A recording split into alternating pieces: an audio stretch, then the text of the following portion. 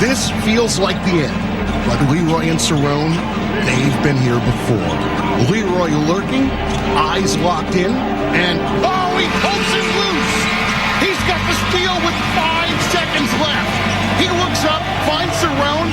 Cerrone catches, steps into it. A 3 for the win! He hit it! Cerrone from downtown. Leroy to Cerrone, they have done it again.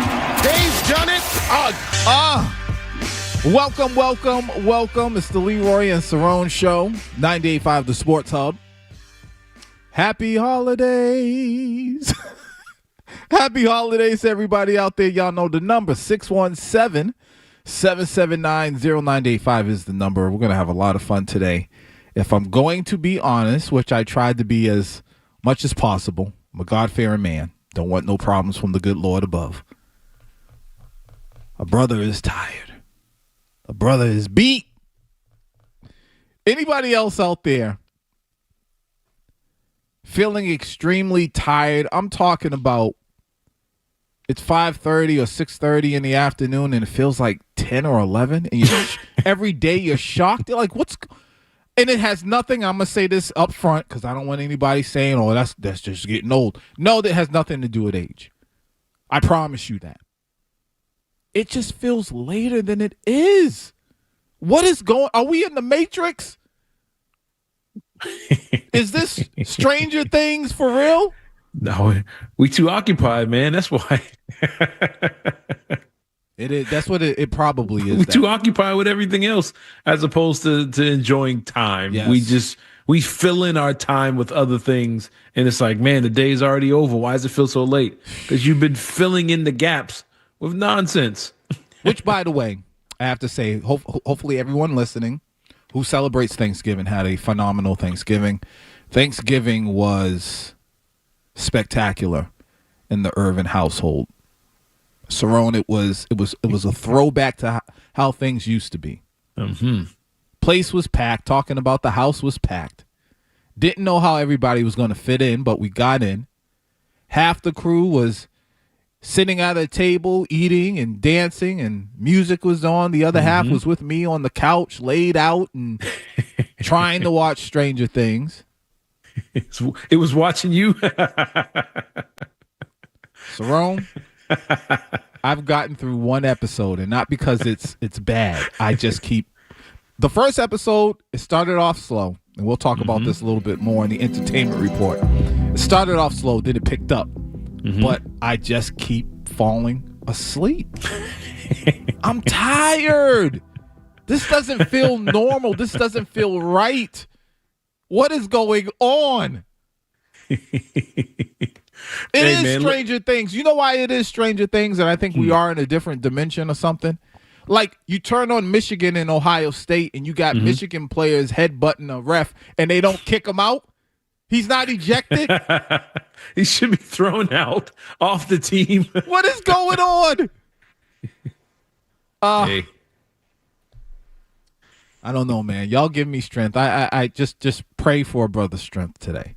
Again, the Leroy and Cerrone Show, 98.5 The Sports Hub. The number is 617-779-0985. If you're out and about, make sure you tell a friend to tell a friend. Turn us on when you're in the car. And if you're not in the car, you can stream us live at 985thesportshub.com. We're also on YouTube live right now. Go there. And before we get it cracking, y'all know the deal. We always do the music of the day. Today's music is dedicated to. This really stinks, but we got to do it. Because the Pats are going up against who? The New York Giants, who have been a thorn in our sides for a long time. We're dedicating it all to New York hip-hop. As you can hear, Jay-Z, Alicia Keys, who, by the way, I don't think is a great singer at all. New York, we coming for you. Patriots trying to go 10 in a row, Cerrone. Hopefully it will happen. But today, folks, we're going to talk about the Patriots. We're going to talk about the Celtics. We're going to talk about Stranger Things. We're going to talk about a whole bunch of stuff. I can't stress it enough. I'm really, really tired and off of it today. I forgot my headphones. I had to borrow some headphones. I don't know what's going on, Cerrone. So it's been ripping and running, as the parents used to say. Burning at both ends all week. Yeah. That's what it is. Yeah. And even though we're on radio, talking for a few hours, whatever, this is probably the longest you will sit down in the next 2 weeks. Think about it. Yeah, and I'm on vacation. You know what? I forgot to say that. I have to say that. Oh, yeah, your brain's already My brain done shut down. Was it Wednesday? Yes, it was. Wednesday at work, down the hall, Hot 96.9 with Ramiro, Pebbles, Melissa, and Leroy. I said on there, I said, I'm going to say out loud what everyone thinks. I said, I'm not here. I said, I'm here, but I'm not here, if you get what I'm saying. I mailed it in. Yep. I put in 1,000% every single day. On Wednesday, I was like, all right, y'all may or may not get podcasts today. Y'all may or may not get audio that goes to these other cities that we are syndicated in. Y'all may or may not. I may or may not contribute in breaks. I did my job, but it is that. But that's a huge. You want to get fired? That's a huge factor. That's a huge factor. If you're watching, you can turn it down. I'm talking about Michigan and Ohio State. We'll keep you informed. I got it on right here in the studio. The second half is about to kick off right now. Michigan, Ohio State with a little bit of flurries in the air, which is a beautiful thing. Cerrone, I saw you mention that on Twitter. Man, oh, man. Go into it. Right now, Ohio State is up 17-9 on Michigan. But what a sight to see. To turn on your TV, and you said in 4K and see snow. Yes, Lord. If you spend the extra $8.99 a month, I think it is, on YouTube TV, you can get the 4K package. Now, you don't get a lot of games in 4K. For some reason, you don't get a lot of professional games in 4K, which is silly. College football, they give you a ton of options. And when I turned that TV on this afternoon, and I saw 4K, Ohio State, Michigan was in the 4K category, and I clicked it, and they had the drone footage spinning around the field with the flurries dropping, and I saw the uniforms and the fans all bundled up. You see that cold breath? That's football. Yes, it is. Yeah, I know people love the SEC and all. That's not football. That's flag football. That's touch football. Playing in the cold, in the conditions this time of year, shows who can really play football and who can't. It's the reason why the SEC got in the playoff last year. It got punched in the eye every time they played a team in the cold, in the cold weather. But that's real football, and it's just beautiful to see. And shame on the NFL, the NBA, and everybody else for not putting all their programming in 4K if you're going to make people pay for this stuff. I mean, but it makes a huge difference, and it was it's a beautiful sight. It is in Michigan Ohio State game today. With every breath, I mean, you get to see them breathing. That is, you know what? One of the greatest Patriots clips of all time to me is, and it's not even a play. It's what's that clip when they showed Teddy Bruschi just? Oh, he's blowing in the air. I mean, come on, man, that's football. I think that was the game where they threw the snow up. Oh, my I think it was against Dallas or whatever it was. He scored a touchdown, I think, in that game. You can feel the coldness. That the one when he slid on his knees, kind of? Yep, slid on his knees. Yeah, that's football. The only thing missing from this game today. That's not a natural field. No, it can't be. Exactly. Grass. Bring the grass back. Oh, man. If that was a muddy field with this, cinema. Yeah. Yeah. He turned to South Carolina Clemson. Yeah. It looks like a flag football tournament in the yard. God, come on, y'all. These fields are like, I don't know a movie equivalent, like what it is about. I'm trying to think. Maybe it's like, the fields are like CGI when Star Wars tried to do it. It's digital, and the old football was film. Yeah, there you go. It's digital versus analog. Yep. And I get it. A lot of people they think digital is greater. Here's a quick lesson. Digital is better when you want to consume things quicker and have a lot of it at your disposal. But honestly, in some cases, analog is just better. It's a better sound. If we were to go to music, and we do play a lot of music here, if we would go to music, analog music sounds better. Same thing with film. 70 millimeter film. If you go back and watch any Indiana Jones movie and watch it today on the 4K TV or something like that, you're like, man, that looks spectacular. Yeah, it's film. It holds up. You watch anything done with a $300 million CGI budget, it could have been made 5 years ago. You're like, man, that looks dated. Like nothing. It don't last long, but movies from the 70s look great. Right. The music you stream, people, trust me, it's not the highest quality. Yeah, that's a compressed. Fact. You can look it up. It's a fact. But it's just that you can have it at your disposal very, very easily, and you'll have a lot of stuff. Sorry for going off on some random things. No, it's sports. It's entertainment. It makes a huge thing about it. When they had the issue with YouTube TV and ESPN, people freaking out. That's true. This is a part of it. The program, how you consume a game, is a huge part of what we're talking about. And if you found a way to put games all in 4K in true surround sound to match the equipment you all went out and bought yesterday at Black Friday, you would get the real in-game feel. Oh, yeah. But because they're cutting corners, yep, you're just missing it. You're not getting it completely. I told you guys maybe about a month or so ago that I got me a 75-inch TV. I'm not bragging. I'm not. I'm listening to what I'm saying. Ever since I got the TV, the quality of the content on TV really does stand out to me. So like you said, Cerrone, I'm watching the Celtics. I'm like, what is this? I'm watching other football games. What is this garbage? Because I just chose for, I just went and looked at Game of Thrones, and it felt like I was there with them. I could feel the coldness. It looked pretty good. It felt right. I watched Frankenstein. Oh, my goodness. I thought I was going to have part of my body cut off, and they were going to give it to him because it felt like I was there. We need that. And if it's like I can't go backwards. They got to upgrade. Anyways, listen, when we get back, we'll be talking sports. Continue to talk sports. Sports rabies. I'm going to explain to you guys what sports rabies is, and then we're going to also give you the cure, all right? Don't go anywhere. It's Leroy and Cerrone, 985 The Sports Hub. Leroy Irvin and Cerrone.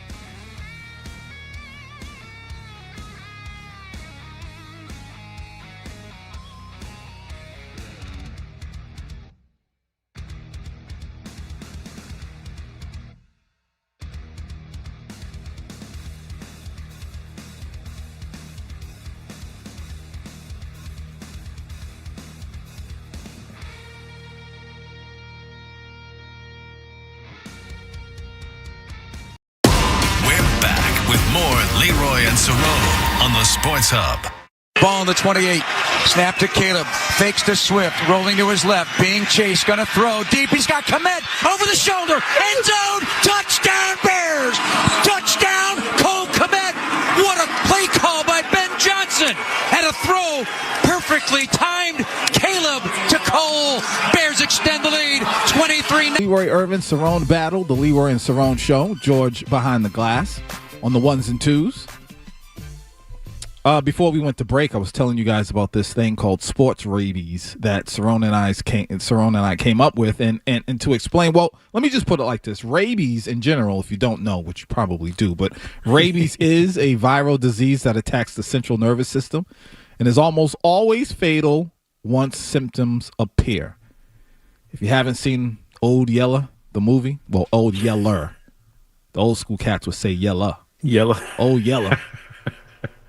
Which, by the way, I don't think that movie could be made today because of the ending. They had to put that or Cujo. Yeah, or Cujo. They had to put them down. But they were dealing with man's best friend. They was dealing with rabies. So what in the world is sports rabies? This is something Cerrone and I came up with. Sports rabies is when you stay foaming at the mouth over teams and players you're familiar with, even though they suck. Nervous system is a mess. And right now we gotta talk about it and help everybody get over this case of sports rabies because it's just all over the place. Cerrone, we just listened to a clip from the game in which the Bears, who are now 8-3, beat the Philadelphia Eagles 24-15. Mm-hmm. We watched Dallas take out Kansas City 31-28, and I believe now Kansas City is 6-6. Yep. Their chances of making the playoffs is still, it's very, very shaky. They're not eliminated, but for some reason, Bengals beat the Bengals. Oh, yeah. Beat the Ravens. Beat the Ravens too, 32-14. I'm not going to steal your thunder because this is something that you have been saying, and I'm in total agreement. But if you would just explain a little bit more in depth when we talk about sports rabies, what does that mean to you? Well, it's not just a fan base. It's a media thing. Media plays a huge part of it, especially the major networks that we all watch and, consume. It's this idea of not letting go, or it's not right unless we still say this team is in it, or, unwilling to acknowledge the changes or the shifts or the new sheriffs in town. And it's like they don't want to let it go. It's like we spent our whole programming budget on the last 3 years telling you that, Mahomes and Allen and Lamar and Burrow and Jalen Hurts, this is the league, this is the NFL, and it's like, yeah, they had their run, but it's time to acknowledge that there might be a new group, there might be a new crop, and they don't want to let it go. It's even though right in your face you're watching the Ravens not look. The Ravens won, I think, 5 in a row. But it was like, it didn't look right. Lamar Jackson hadn't thrown a touchdown, I think, in 4 games. And it's like, it's not looking right. He's out. He's not even practicing during the week. He comes in on Thursday, goes through some stuff and plays. Joe Burrow's been out. He was out the year before that, and he was out the year before that. He's always out. We always talk about the Bengals, that every year they get 9 wins. It's like, they've sucked. Let's just be honest. They suck. Mahomes, yes, he deserves all the credit in the world, all the love, all the attention. He is him. But can we admit that the Kansas City Chiefs aren't them? They aren't. He's still who he is. The team around him isn't. Kelsey isn't. No, he's evil. Gronk ain't out there no more. He's not doing this thing. Very few hip thrusts. He can't dance anymore. He's contemplating retirement. He's got his lady up in the stands, hoping he doesn't get hit. It's just different. But we don't want to acknowledge. We don't want to acknowledge that the Eagles have major internal issues, and since it's come out, they've been a 500 team. They got off hot, but every week it's, are we trying to win? Or are we trying to please certain players? AJ Brown yesterday had 2 catches, 130 yards, and they lost. And it's like, well, he's happy, but now the team lost. But like you mentioned, the sports rabies, the fans and the media are still like, Oh, you don't want to face Lamar Jackson in the playoffs. Right. Yes, you do. You don't want to exactly face Kansas City. It's like, will they even be there? Will they even be there? They're 6-6. Yeah. And now they got to play the teams that beat them already again. You got to play the Chargers. You got to play Denver. Denver wasn't even at full strength and beat them. Now Denver got the defensive player of the year, and Cerrone is back again. You're dealing with, you have to win every game. Every game is a playoff, and it's like everything I'm seeing from these teams show me they're the teams you actually want to face. And I think we all need to cure from the rabies so we can move on and say, you know what? Maybe the Colts are good. Maybe last year's draft class was as good as advertised. Yeah. Why is that so hard to say when it comes to the quarterbacks? Maybe Drake May sitting there 10-2. This is good. Maybe Caleb Williams, Gulson, whatever, Williams, excuse me. I'm getting confused with the kid at UNC. Maybe Caleb and the Bears are good. Maybe Ben Johnson was a good hire. But maybe Bo Nix was good. Maybe Denver's good. But, Cerrone, here's the problem. Well, here's what I don't understand, because I agree with what you're saying. But it goes into everything that we're talking about with sports rabies still foaming at the mouth. Chicago's 8-3. Why was anybody questioning if they were good or not? Yeah. The Patriots are 10-2. Even Patriot fans are like, some, not all, but some are like, I don't know yet. I don't know. They ain't really playing anybody. It's like, you know why? Because they are the anybody. That's why. They keep saying, well, the Bears ain't played anybody. The Bears are the anybody. Oh, Denver, I don't know. Denver, yeah, the Colts in Denver, yeah, they're them. They are them. And we questioned the Bears coming into that game. Like, man, the Eagles going to run all over these dudes. Yo, they had two dudes with 120-plus yards rushing. They ran in Philly and ran them out of their own building, had their fans booing them.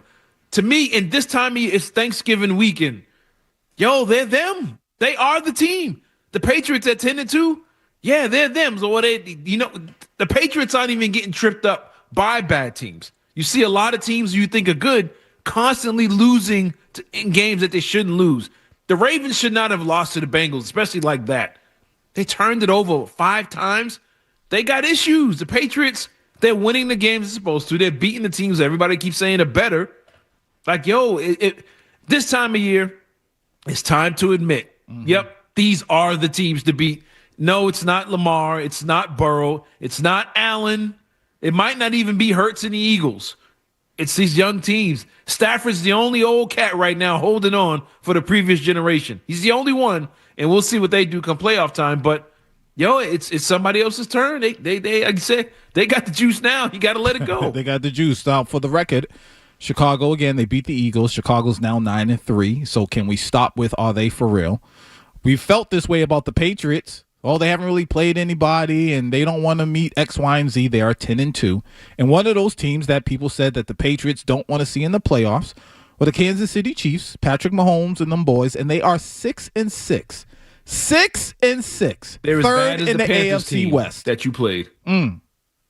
Yeah, they're not good. They're not a good team. And like you said, it's going to take a miracle for them to get. They need everybody to lose in front of them. Everybody. And one more L is probably it for them. And once I seen the conversation about Kelsey hadn't made a decision, I'm always thinking about it. He's thinking about it. But Jacksonville's ahead of them. The Chargers, they're third in their own division, Kansas City.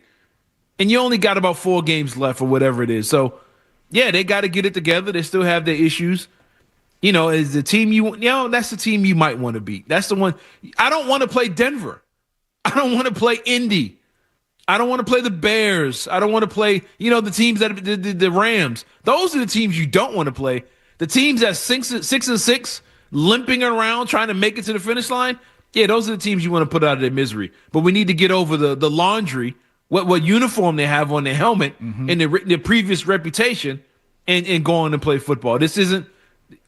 We're so caught up in, we saw Tom Brady do his thing for 20 years that we just assume greatness lasts forever in the NFL. And it was never the case before Brady, and it's not going to be the case after. You got your window, and a lot of teams' windows are about to close, and other teams are opening, and your Patriots are one of those teams opening their window. You know what? We forgot to mention one of the teams right in the AFC East, the Buffalo Bills. I think they fall in that category too. Absolutely do. For the past few seasons, plus with Josh Allen, the name, the laundry, we just assume, man, them boys are going to be, and I mean, they're not eliminated by any means. They're right there. But it's safe to say they're not the same team or that team that we thought for the past few seasons. And it's okay. You're right. And it's not like people have said this stuff about the Patriots. Max Kellerman, Brady's about to fall off the cliff. He was doing this stuff in like August, like anticipating the season was going to be trash. He didn't let them play. They weren't 12-1, and he was like, "Oh, here it comes." No, they weren't 6-6. I remember the Patriots was on the Cincinnati. What were they? 1-1, 2-2, and everybody was freaking out. It's like, yo, these teams are 6-6. They're late into the season, and when you know a team is bad, when you say, well, how can they win the playoffs? And everybody's answer is, oh, because of Mahomes' magic. Oh, Josh Allen. Oh, I don't want Lamar Jackson. I don't want to see him. No. Get past the nostalgia. How are they going to win football games in a way that they have not won them all season? That's what you need to focus on, not the name of the player. LeBron James in the NBA, nobody feared LeBron James in the past 6 years. He's still LeBron. Yep. But you know right now the Lakers aren't winning the championship. You already know. But we accept that, but you need to start doing that with Josh Allen, man, it might not happen. Lamar, it might not happen. Joe Burrow, man, that's it. It might not happen.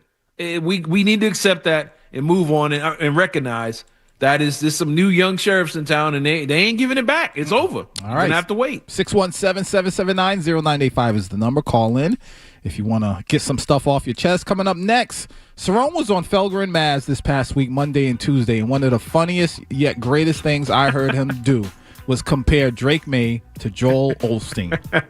We got to get into that, and if that's actually a problem for Drake May, his niceness. We'll talk about that next. It's 9-5, the Sports Hub.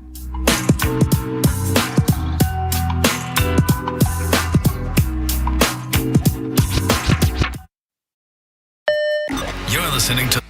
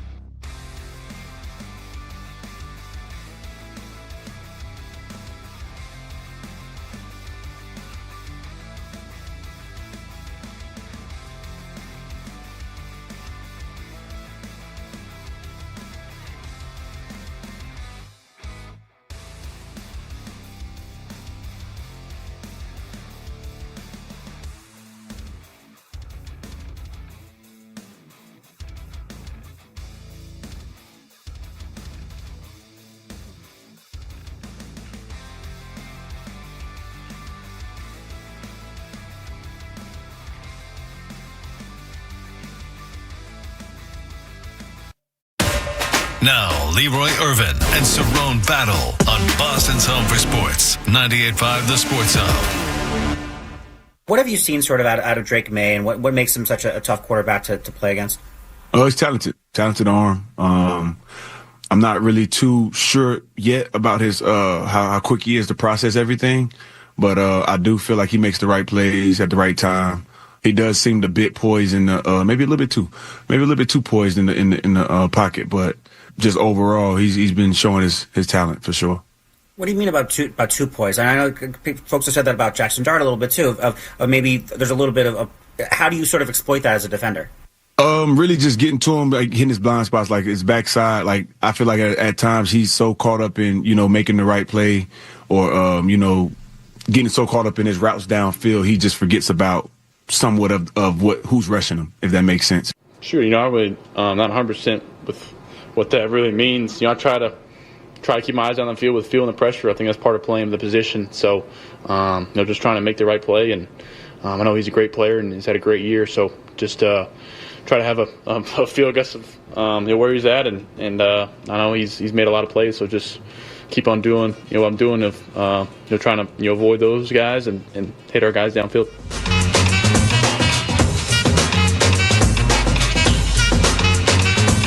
Drake May, if you're listening, I'm with you, kid. I'm not sure what he's talking about. I need you to not sweat the technique. You feel me? 617-779-0985. Leroy and Cerrone show. Cerrone, that was Brian Burns of the Giants, the linebacker, talking that talk. What he said about him being poised is one thing, and then again, Cerrone, you were on with Felger and Maz Monday and Tuesday. I don't remember what day it was, but you said, and I'm just, you can correct me. You can say it more precisely. But basically you were saying that to you think Drake May needs a little bit more of an edge. He's too nice. He's the Joel Osteen of quarterbacks in the NFL. Now, I know that's not exactly what you said, but yeah, basically, yeah, that's it. Both statements are under the umbrella of criticism. And first, I just want to say, did anyone consider that last week's funky start for Drake May might have something to do with he heard the criticism and just, was a little shaky or was out there trying to prove people wrong until he settled down? I just wanted to put that out there. But then, Cerrone, could criticism overall and the attention that he's starting to get because he is an MVP candidate, could it be the Achilles heel to his MVP chances this season? And then I'm curious to hear from you, Cerrone, what's the next step of development for the young star quarterback? Well, I think he's heading in the right direction. I mean, I think he's handled the criticism because there was a lot of it coming in about his footwork and can he do this? And he's gone far beyond expectations and what we thought he would be. He's picking up everything quickly. He is processing downfield. And for one, I'm not saying dude was trying to be disrespectful because I don't think he was. He was just kind of breaking him down. Yep. But I never heard that be a bad thing that the quarterback doesn't pay attention to the rush. We were always told a great quarterback is one that keeps his focus downfield. It doesn't see ghosts. It doesn't, constantly look at the rush or constantly try and do different things, around him, paying attention to what's going on in his pocket and lose focus downfield. The Sam Darnold thing, seeing ghosts and all that stuff. I mean, it's not a bad thing for a guy that young to keep his focus downfield and not pay attention. That being said, Drake May's ability to maneuver in the pocket are already elite. He has like a signature, and I compared it to a basketball player Euro stepping through the lane, where he has both hands on the football, he holds it high, and he kind of steps up in the pocket, steps between two guys and makes a throw. He did it to the touchdown to Hunter Henry the other day. He's been doing it all season. So he does recognize the rush. He knows who's coming after him, and he's getting it done. Now, Burns might be talking about watching film or watching with what's his name in Cleveland. Myles Garrett got to him 5 times or whatever, and it's like, yeah, see, he's not really paying attention or whatever. It's like, yeah, well, I threw it 35 times. He got me 5 out of the 35. Okay, he got me. We blew him out. But good defensive Max Crosby's going to get to you. TJ Watt is going to get to you. It's when they get to you, what point in the game, what's the score looking like? Because, like, example, you can get 5 sacks and still get smoked by this Patriots team. We've seen it already.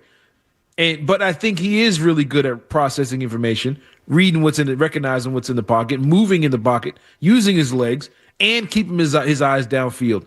Those are all the things that make him an MVP candidate. And somebody who I think, when it's said, I think he's still going to get it, honestly. Stafford's having an amazing season. But for the first half of the season, Puka Nacua was getting MVP vote. So it's like, who's the real weapon? Is it him, or is it these receivers that are both going to be wearing gold jackets, in the next 10 years or so?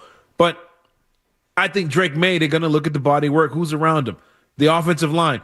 When you lose your left tackle and you lose your left guard, and if this kid keeps winning the rest of the way, and he's winning with a backup offensive line, he lost his starting running back, he's already playing with a C-level group of receivers, and he still can end the season with only 2 L's, he's probably going to be MVP, but it's because of all the things that Burns mentioned that aren't bad things. He keeps his eyes downfield. He finds the right guy. You're not completing 71% of your passes going into Thanksgiving if you're not focused on downfield and making the right reads and the right decisions and maneuvering in the pocket. Yes, he's been sacked a lot. I want to say it's gone down. It's gone down over the last 3 weeks, but he was probably up around 35, 40 sacks. I don't have it in front of me.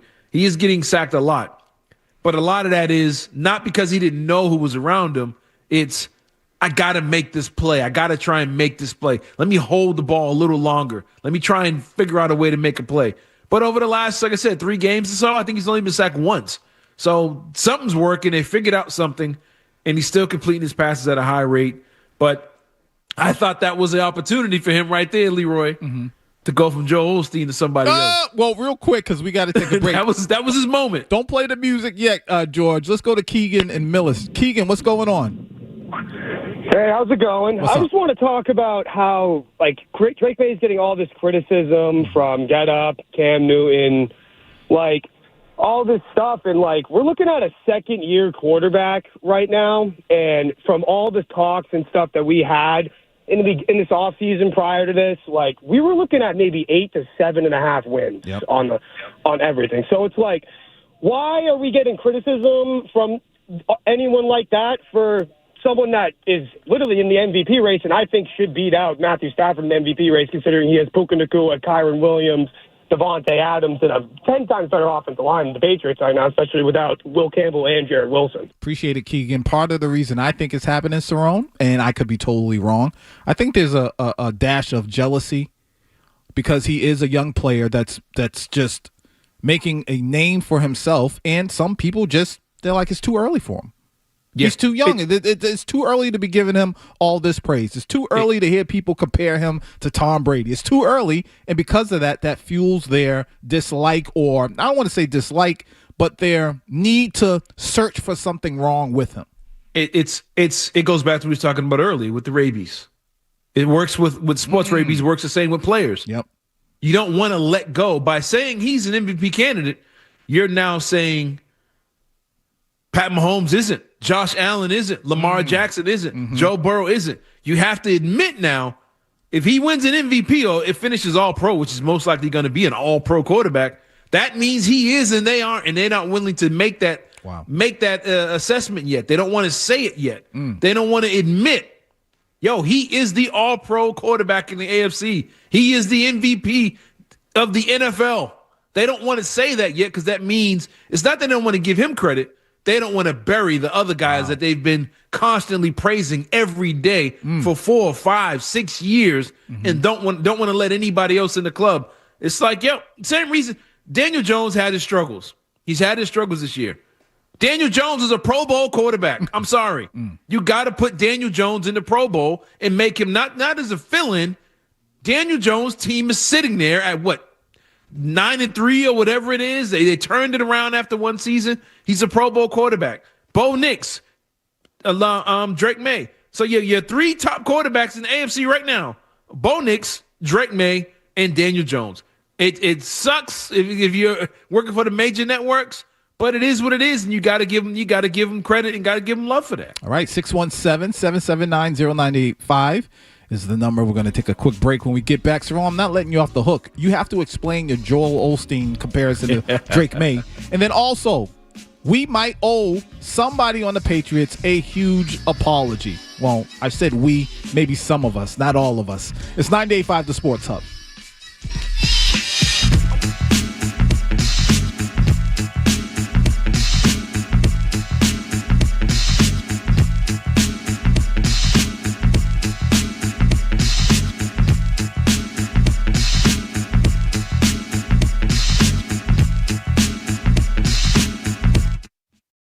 Stay tuned for more.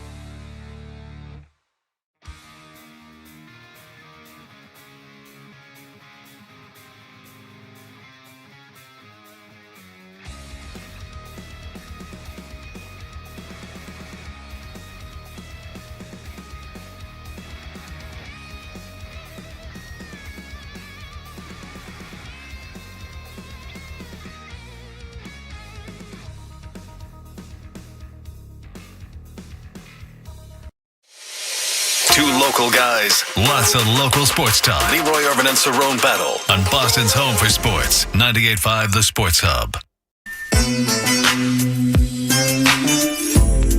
Hey girl, ain't no mystery. At least I know we're going to New York and I'm supposed to do Biggie. To all the ladies in the place with style and grace, allow me to lace these lyrical in ya. It's a G-rated show. Leroy and Cerrone. I'm sorry, when I hear that beat, I always think of Isley Brothers. Isley Brothers, first and foremost. There's another one that I'll tease for later in the show that makes me think of a salsa track. But if you know hip hop, you know. Baby. Drake May, your brother, Leroy Irvin, and Cerrone Battle have your back. I just wanted to put that out there. However, Cerrone, again, I'm not going to let you get off the hook. We got to cover a few things real quick. Cerrone, if you could, quickly, explain your Joel Osteen comparison for Drake May. I think, look, man, he's a good, great football player, young football player. But I think the next step in his evolution or his growth is it's an attitude thing. It's a confidence. Not saying he's not confident now, because you can tell by some of the throws he makes and some of the things he does, he's extremely confident in his game. But I think with the greats, there's an edge that comes with them over time. You can just keep it in New England. Look at Tom Brady through his rookie year. And by the time he got to around 04, he don't even look the same. His face was like different from like 01 to like 06. He changed. And you see the evolution of Tom Brady. He shows up with the long hair, wearing sunglasses at night. It's like that. Now that guy is confident. Yeah. There was a different edge to him. And I think Drake May still kind of gives you that, oh man, I'm just happy to be here. So look, it's like I said, like Osteen, man, God is good. Look where I'm at. Look at this. We're all beautiful. Don't you just love the game of football? So you're saying, and this is a little bit of an older reference, wrestling wise, but we've used it a couple of times. So you're saying right now he is the real American hero, Hulk Hogan, but you want him to become Hollywood Hogan. Yes. NWO. Embrace it. Like, you know what? Since they're talking about me like I'm not him yet. Yep. Fool's gold. Like, go full heel. So, I'm going to act like an MVP. MVPs have a confident arrogance to them. Pat Mahomes, when he came in with the Kermit the Frog voice in the hair, he looked like Sheila E. With the headband. It was like, man, this guy, he sounded like an old school baseball player. The way he talked, like, man, just like being in the game, the smell of the grass. Man, after about year 3, yep, he was ringing around the rosy and throwing no-look passes and embarrassing people.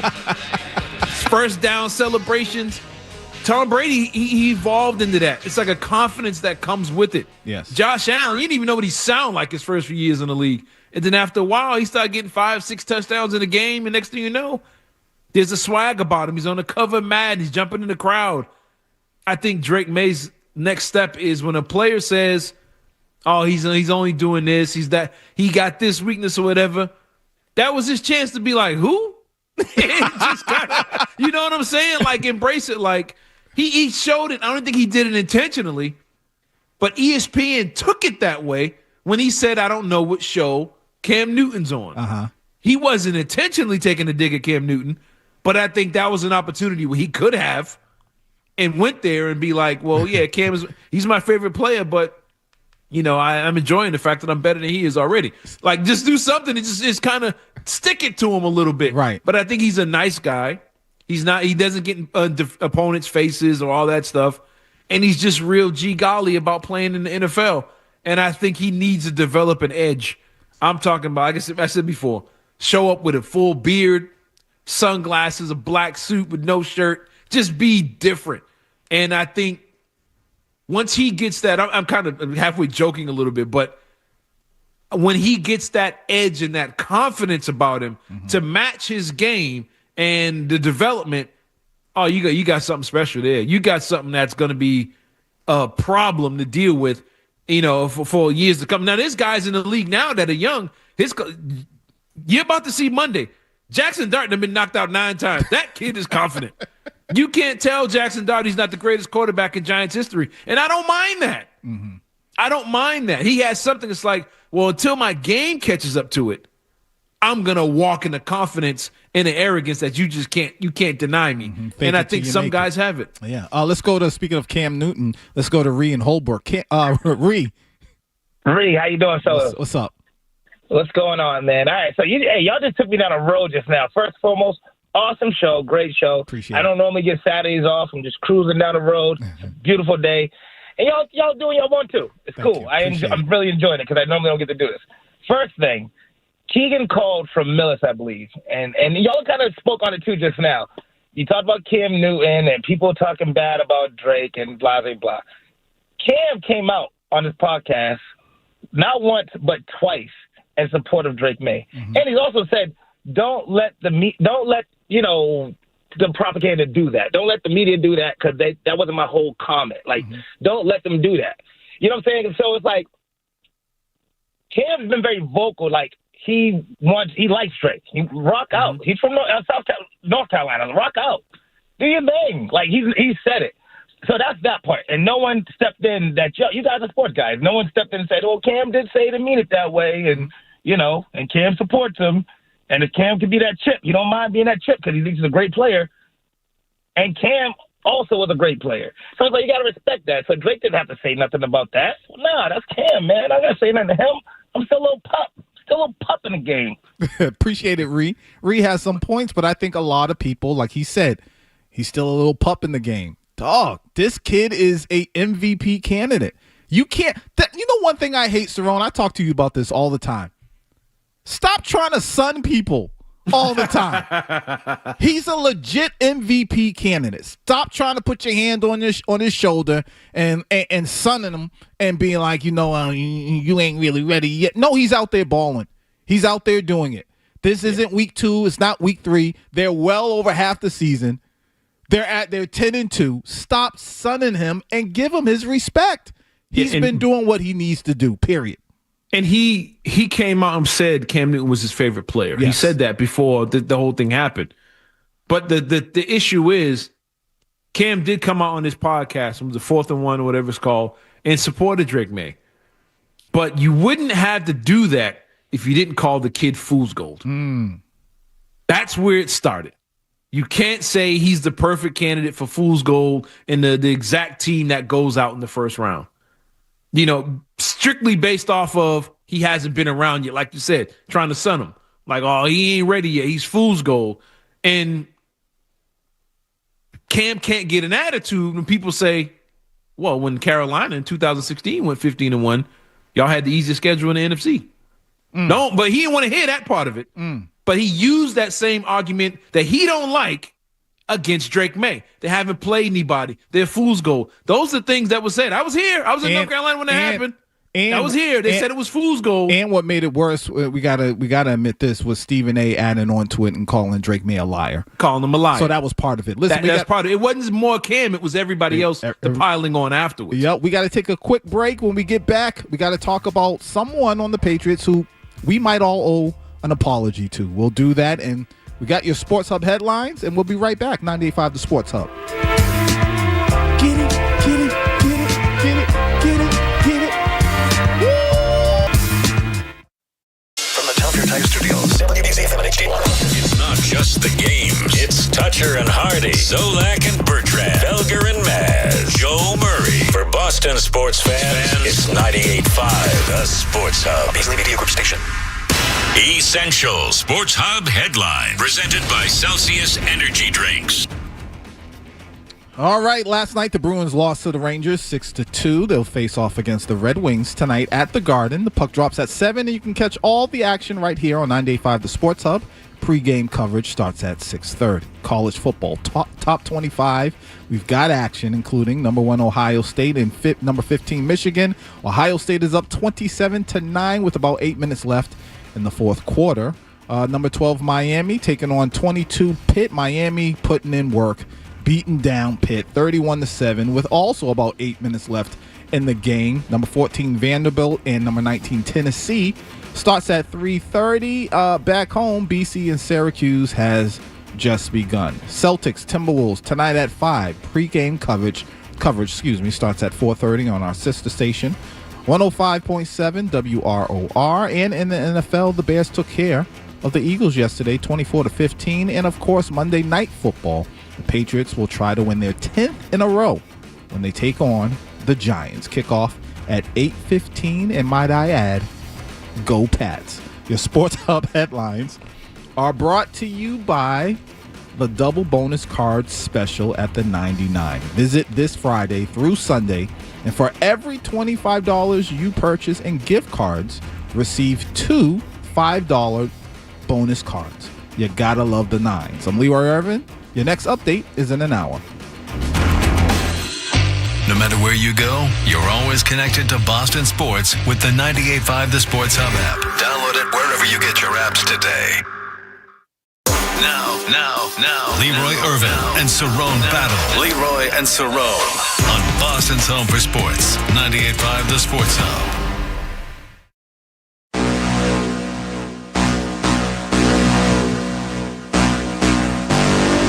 I'm not from New York, but I got to give credit where credit is due. This is one of the hardest tracks. Ja Rule and them, they did their thing on this. I'm from New York. It's amazing how you will sing songs about New York, and you know, being from Boston, that's almost a no-no.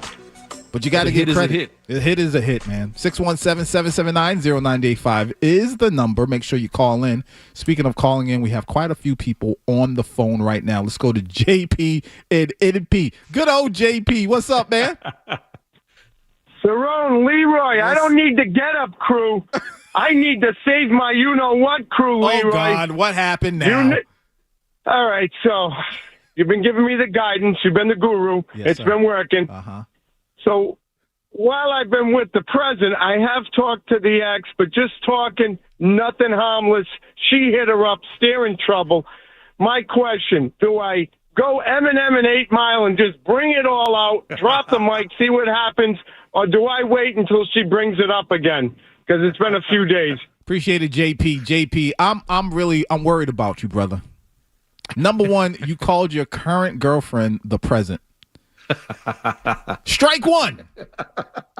Strike two, you said you're talking with your ex, but strictly that. Brother, what are you doing? You got one more strike left before you are out. My advice to you is to go seek therapy. Clean up your act. Get ready to wipe the slate clean and start all over again, JP. But we love you, brother. We really, really do. Unbelievable. Let's go to Paul in Rhode Island. What's up, Paul? Present. Hey, guys. Yes, sir. What a show. Thank you. What a show. And I'm telling you right now, what a tag team. Oh, thank you. You guys are in it to be in it. Let me tell you. Mm-hmm. Listen, I call for two things. The 1-point games in the NFL and the division games in the NFL. I've never seen this in, I'm going to say the last 3 years, but the last 2 years it's been ridiculous. What do you think of this decision by the NFL to decide to move up games, like from 1 to 4? And that's it. Appreciate it, Paul. I mean, come on, that's business. Yeah, it's business. That's business. Trying to get you to watch. That's an easy decision. Money. That's money. I'm going to move it up. I don't think that's something that I would even give the NFL credit for because it's such a simple thing. It's an elementary decision. Hey, it's looking good. Some of these teams are balling out. We're predicting that the back and forth between these teams is going to be nice. Oh, we got to move the game up. I'm cool with that. But I feel like they've been doing that for years, and it's just, the luck of the draw. Sometimes you get good games, sometimes you don't. And recently we've been getting some really good games. Yeah, I mean, and think about it. I mean, going into the season, you would have looked at the Thanksgiving schedule and been like, ooh-wee, that's going to be fire right there by the time we get to, we finally get some good matchups on Thanksgiving Day. And then we excited watching the Cowboys and Chiefs. Yeah. Both teams are 500 on the outside looking in. And we're like, man, we'll look out for these guys. Like, no, nobody's looking out for them. And then you go to the Ravens and Bengals. Again, another matchup. You look back in August, like, man, MVP that could determine who wins MVP and who wins the AFC North. If the NFL had a chance to bump them teams out of there, they probably would have done it. But those teams are sitting there at 500 and they're struggling or whatever. Bengals, what are they, 3-9 and be 3-8? People get talking about look out for the Bengals. No Burrow last week. Yeah, nobody looking out for them. But I mean, it's the NFL. Like you said, they see the matchup that's going to bring the eyes and make the money. That's an easy call. Let's move that up. Let's get that on everybody's TV. Moving on. Last week, Patriots are playing. Will Campbell goes out. I'm going to fight and die to protect them with everything I got. Oh, man. You talk about he came in NWO. Forget Hollywood. I mean, forget Real American Hero Hulk Hogan. He came in. I'm willing to die.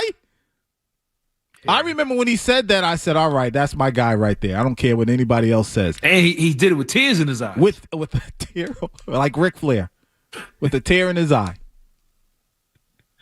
No, I didn't care about no short arms. I saw all the T-Rex memes and all that stuff. And that brings me to my next point, Cerrone, because as soon as that happened, I went to Twitter. I'm fall back. I said, funny how it works. The same player, so many clowned, which they did, T-Rex arms, it ain't going to work, and said wasn't worth a first-round pick is suddenly out, and now his absence is about to be treated like a major loss. Get well, Will Campbell. Cerrone, with that being said,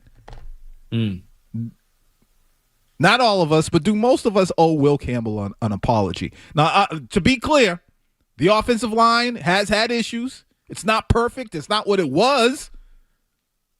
They've done a decent job. He's done a pretty good job, but it's just weird to see that when he goes down, then the conversation automatically switches to, what are we going to do? What are we going to do? Do we owe Will Campbell an apology? Yeah, of course you do. You absolutely do. He took a beating because of that measurement, and I was complaining about it back then.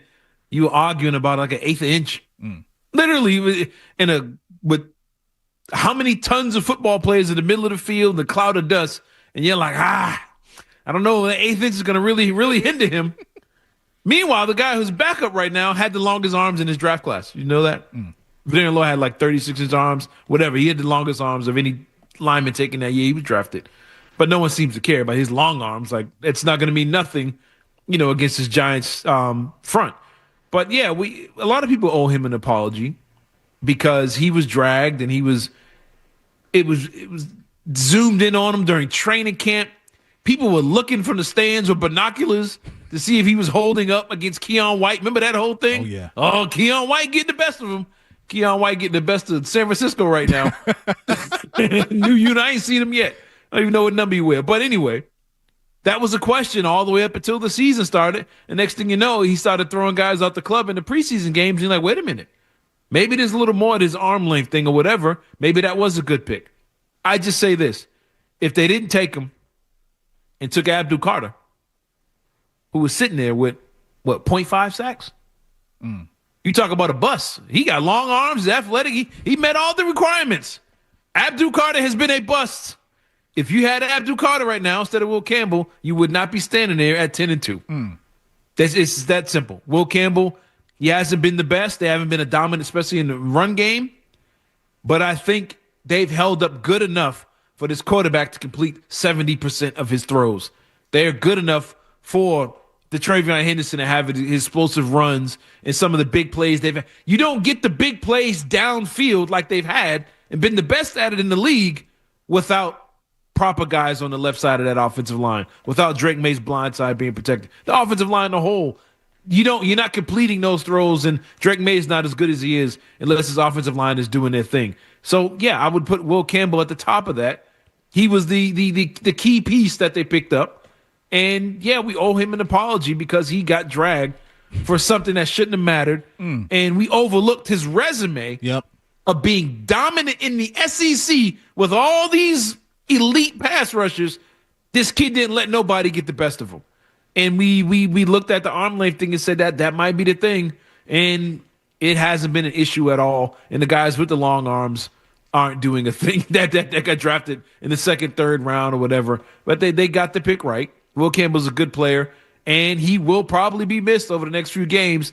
It just depends on will it cost him wins or not. I will say I'm glad it is just the next few games because the way he went out that game, I thought very Paul Pierce. I thought it was. I'm like, man, well, there goes his season. Yeah, he had a towel over his head. Oh my God! You know why, Leroy? I'm gonna tell you why. That's a universal sign that a player is accepting the fact that their season is over. But you know why? I compare the kid to Joe Osteen because they've been Joe Osteen and everybody all season. Every single player that goes down, Drake May out there praying over their feet, and Mike Vrabel out there praying, and it's like, oh my God, every little injury. So you thinking these guys are seriously hurt. Yeah. And then it's like, in that one game, they prayed for Will Campbell. They prayed for Moses. And they come to find out he had stomach pain or whatever it was. They prayed for Jared Wilson. Why you say? They prayed. Everybody was getting prayed for that went down in that quarter. And we all thought, man, they in trouble. And then you find out, they just had some sprains and some stomach issues. And we're like, wait, what? But even Drake May in his post-game press conference was all emotional, shaking chin, it's in God's hands. And it's like, come on, man. You got us thinking the man about to die. And come to find out, he has a sprain. He's going to be out for a few weeks. He'll be back by the time they get to the playoffs. So maybe the prayer does work on the sidelines for New England Patriots. We don't need the real American hero, Drake May, even though we love that. We need Hollywood May. We need NWO May. It's coming. It's going to take some time. Though. The whole team's just turning slowly. Just slowly get a little attitude and edge. I think that adds to an intimidation when teams come to play in your building. Yeah, that's true. There's an expectation. We're going to win. You ain't coming in here to win. And they're going to let you hear about it. I need them to be like the Patriots when they were at their peak Brady, early 2000s, when they were running up the score. They were putting the starters back out there in the fourth quarter, sending a message like, we know you lost this game, but we want you to think about it when you come back out here in 2 more weeks. We see you again talking about the Jets or the Dolphins, something like that. They need to get to that level, and I think it's coming. Maybe it will happen Monday night. The lights will be bright. It's up against the New York Giants in New York. Yeah, it might happen. And speaking of that game, we're going to have to talk about it next. Oh, my goodness. This song right here. Let me fall back. Bing, bing, bing, boo, boo. Dipset, or was it Cam? On camera, on CD. Come on now. It's 98.5 The Sports Hub. Turn it up.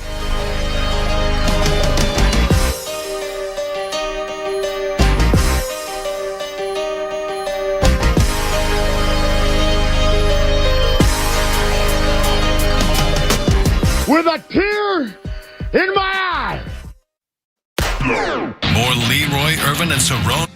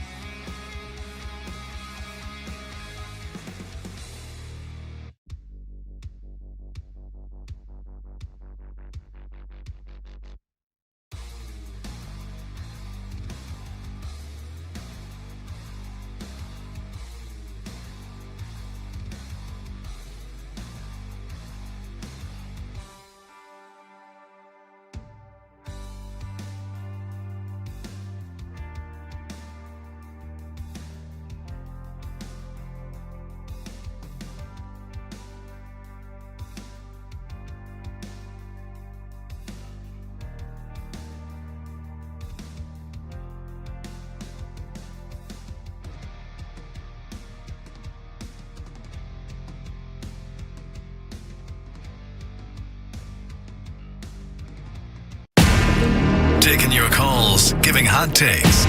Leroy Irvin and Cerrone battle on 98.5 The Sports Hub. Cerrone Show. 617-779-0985. Cerrone, all right, we're giving New York props musically, hip-hop. Mm-hmm.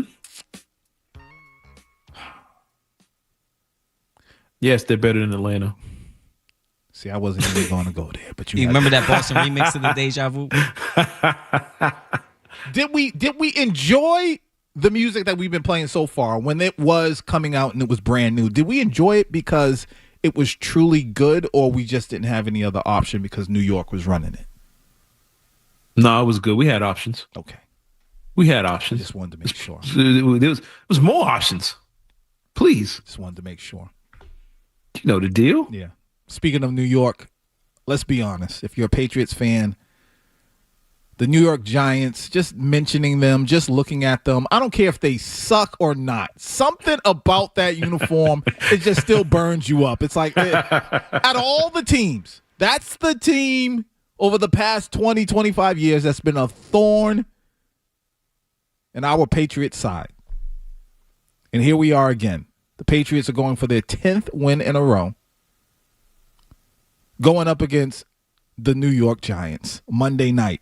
Cerrone, injuries have some Pats fans feeling a little shaky about Sunday's game versus the Giants. You got Jackson Dart coming back, and that's probably only going to intensify the anxiety for some Patriots fans. Now, considering the injuries, what does Sunday's matchup look like to you? Should Pats fans be concerned about this game? How should the Pats adjust, especially because of the injuries? And how do you see this game playing out? To be honest, I don't even know how to say this. A mass, oh ye of little faith. Oh yeah. Oh yeah. You should not be worried about a 2-10 team going into December. Come on, y'all. What are we doing here? What are you scared of? You're not concerned about that left side of the offensive line? And the Giants should be concerned about the left side of their defensive line. You see what I'm saying? Uh-huh. Okay. They got it. There's a reason they are 2-10. There is a reason. The defense is ranked, 31st? Their defensive line is good, but one part of the defensive line is their bust at edge rusher there and Abdul Carter. Dexter Lawrence is banged up. Thibodeau is out. They ruled him out today. If you don't have Dexter Lawrence and Thibodeau's out, who's second on the team in sacks, I think like 4 or 5, whatever. Burns they still got their best edge rushers, got 13.5 sacks, whatever it is, lighting it up. But outside of him, they fired the coach. They fired the defensive coordinator. They're banged up with the guys. Dexter Lawrence, I've got to see this man in person. He's at my kids' same high school as my sons went to. I got to see him when they put his number up. He looks like a car, like when you stand it straight up. Like he's a massive human being. He's like Vince Wilfork, but a foot taller. Massive human being. If he's not going to be there in the middle of that line and anchoring that defense is bad, Jackson Dart or not, the Patriots, if the Giants were full strength, the Patriots shouldn't be concerned about this Giants team. They're a 2-win team for a reason. Jackson Dart has shown flashes. He's shown more than I thought he was going to show because I thought at Ole Miss he just beat up on bad teams. But he's shown flashes of being a good player. But the players around him haven't been good. When he showed his flashes, it was, Malik Neighbors, I think, for like 2 weeks. It was a good receiver. Lit it up. You had his boy, Scatterbo, in the backfield. They were leading the league in rushing attempts, and they might still be leading the league in rushing attempts. But you had all those pieces around him. Now they've fallen apart. They're a mess. They can't close out games even when they have a lead.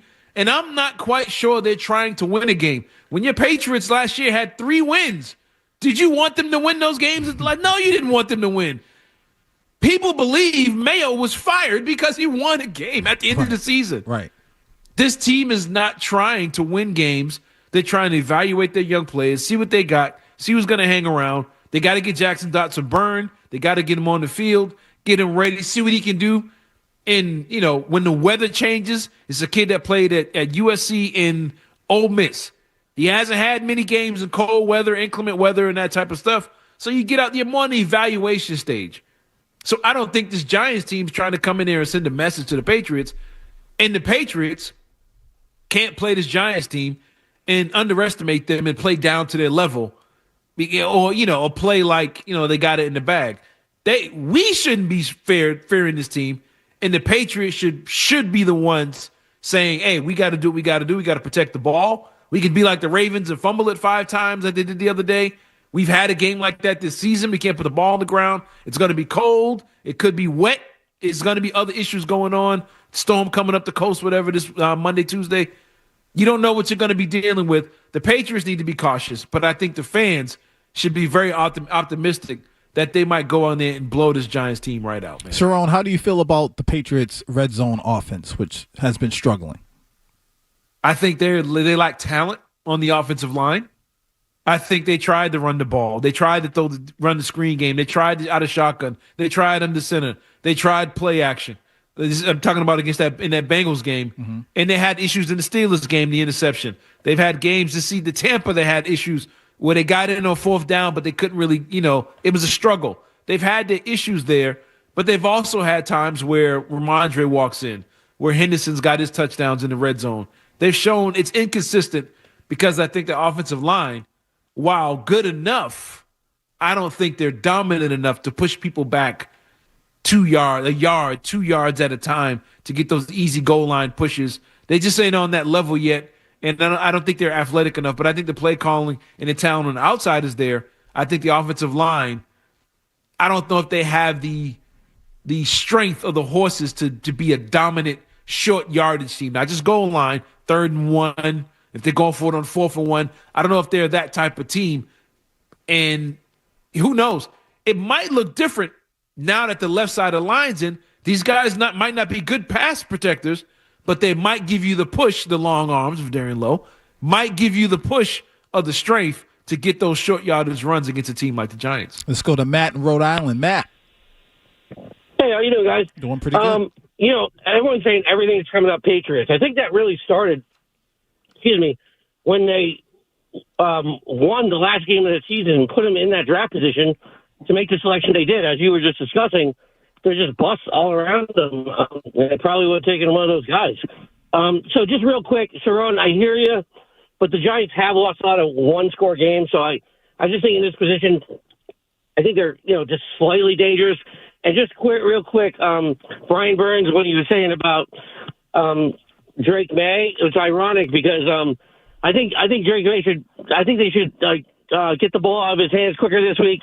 Maybe some screens, some bubble screens, some quick slants, and use that motion against the Giants defense. Appreciate it, man. Hopefully they do. Maybe we'll see that go down on Monday night. Listen, we got to take another quick break. When we get back, more of your calls. Plus, Cerrone, if you don't mind, I just got a quick story to tell. I'm going to need parents to participate because we want to look out for new parents and parents with young kids. We got to take care of them. All right? It's the Leroy and Cerrone show. It is 9-day-5, the Sports Hub.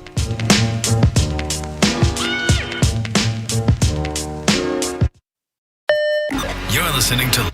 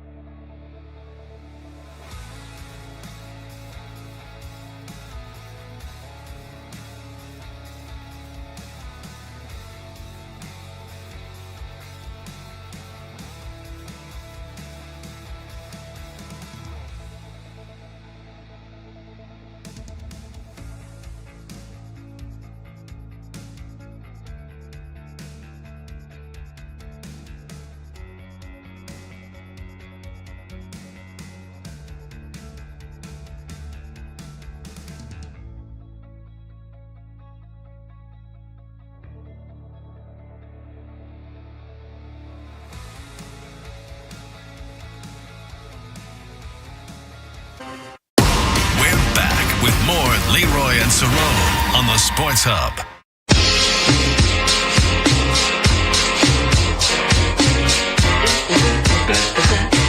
Here we go. A teenage love. You're stupid, George. That's what's up. 985 The Sports Hub, Leroy and Cerrone show. I'm Leroy Irvin. He is Cerrone Battle. We're showing New York hip-hop some love since the Patriots are taking on the Giants. Man. Which does not mean we aren't pulling for our New England Patriots. We absolutely are. Cerrone, what's up? I don't know if you got a chance to see it. Michigan, Ohio State at the end of the game. Mm-hmm. Did you see Brutus, the mascot? No, what happened? From Ohio State. This dude shuffled and spelled Ohio in cursive in the snow and put an X across the M in the Michigan end zone in the snow. It's one of the best videos out there. You know what? I'm smiling from ear to ear. For those who are watching on YouTube, you can see I'm not lying. I'm smiling from ear to ear. And the reason why, Cerrone, I feel like rivalries. They're not the same. It's like it's gone away. It's died. Too many Joe Osteens. Everybody's a buddy. Everybody's a friend. That mascot was willing to die to make a mockery of Michigan in that end zone. He crossed out the M, and he did it. He didn't just like make an X. He took his time and shuffled like little steps. Took a bow and everything. It did X. He jumped when he dotted the I. He jumped and rubbed his feet and kind of pointed at it. They sent their staff out there to kind of wipe it away because they felt so bad about it. But like, we need to get back to rivals with teams not liking each other. We do. And letting them hear about it. Like, the Patriots got beef with the Giants because of the Super Bowls or whatever. Tom Brady would have 9. Patriots were sitting at 8. But anyway, don't let that dude talk about your quarterback like that. Even if he was right, somebody should have been like, who's he? Like, just straight, like, create a beef in back and forth of the media. That's great entertainment for us. It's great for the fans. It sells jerseys. It gets people watching. That's how you get on prime time, is by having beef. Steelers and Ravens, them teams ain't been great for the last 20 years, or the Bengals and Browns. But the AFC North beef is so strong that they're going to put them games on TV because they're going to bring it every time. And I kind of feel like you said, man, we're missing that in sports, in every sport. And I think we need to get back to that. We need a Brutus on every sideline just making fun of the other team over and over again. Fantastic. Later on, we're going to talk about the Celtics, and we'll touch on something because I was at the game against Detroit. And just remember this conversation right now, because I got to bring something up about being at the game, which is not a bad thing. It was a very, very refreshing thing that I experienced. Another refreshing, heartwarming thing that I experienced was this past Thursday. I got to go to my son's final high school football game at Lincoln Sudbury. Oh, Jesus. They took on Newton South. They beat Newton South. And it was just... I don't know, man. I'm getting a little bit emotional now. It was the reason why it was tough for me is because I have 4 children and he's the last one. So technically, it's the last time I get to experience my kids. Put that out there strong. He's the last one. Let you know. Well, I mean, as of right now, I'm joking. I might want to put another one in it. This guy. You know what I mean? You might hit the reset button. I might, have to, I was about to go somewhere else. The batter, Lord willing. I'll put it like this: the batter is ready. Make a cake. Pour Tina. The oven's set at 375. Yes, already. Lord. Sorry to preheat it. Yes, Lord. Woo! Dancing under the shaking my head.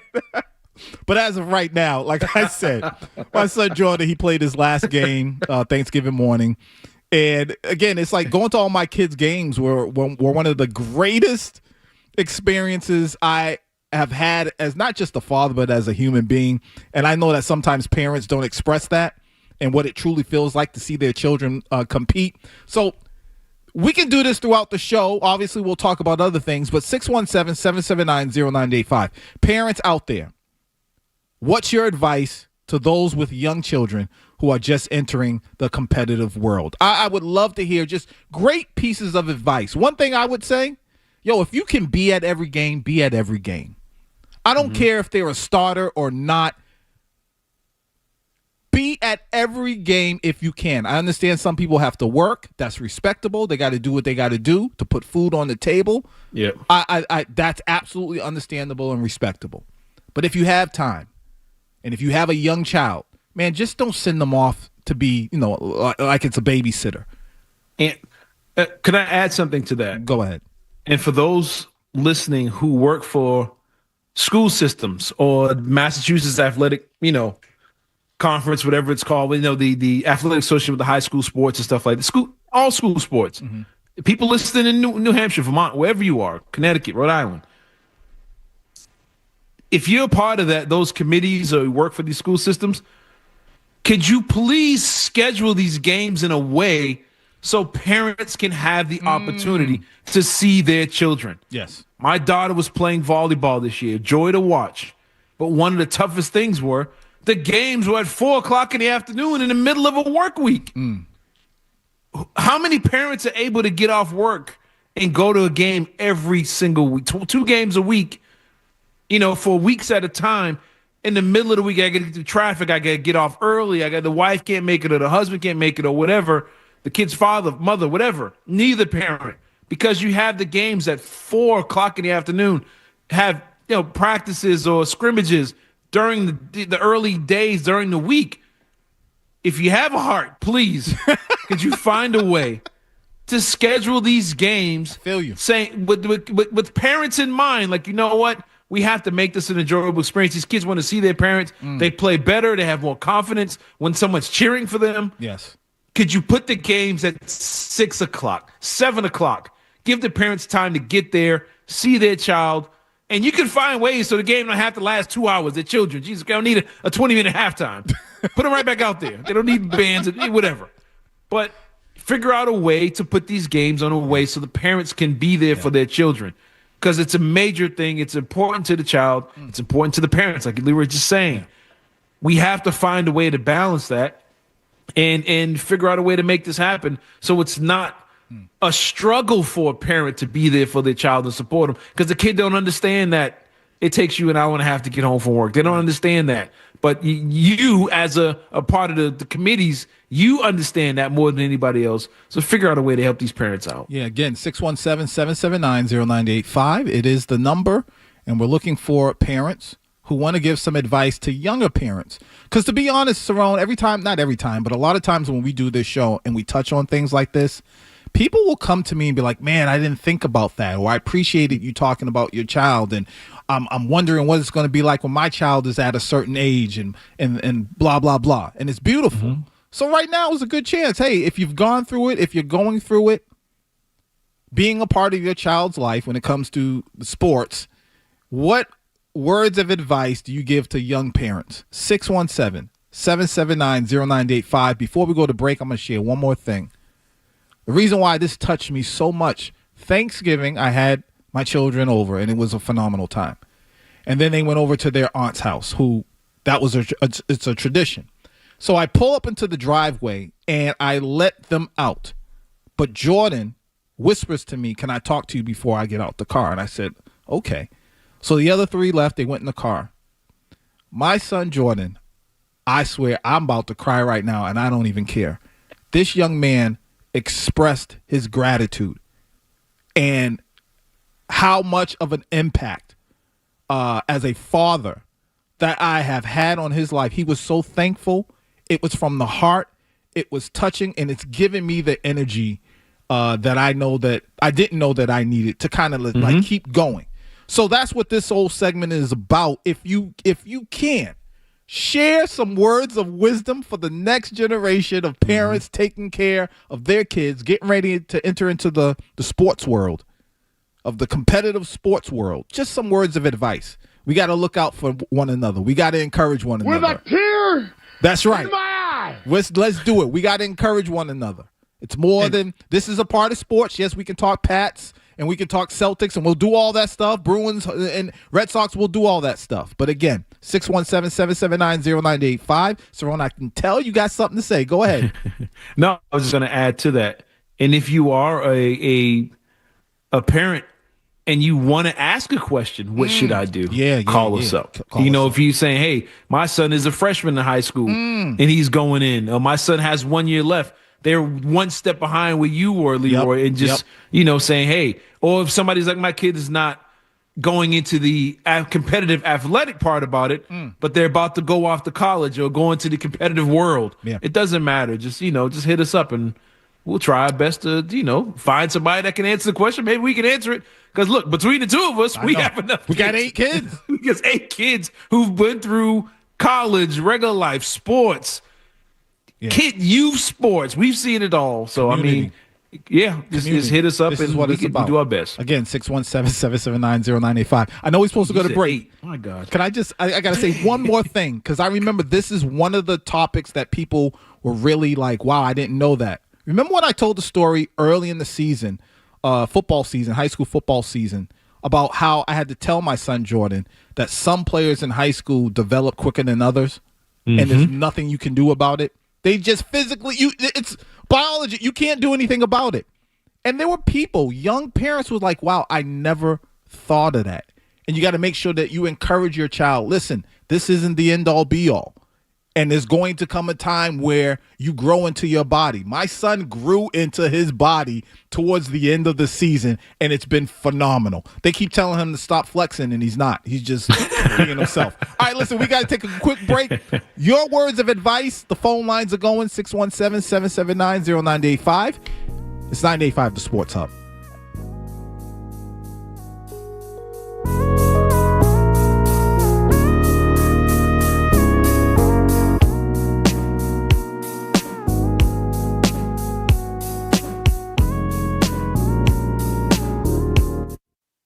Stay tuned for more from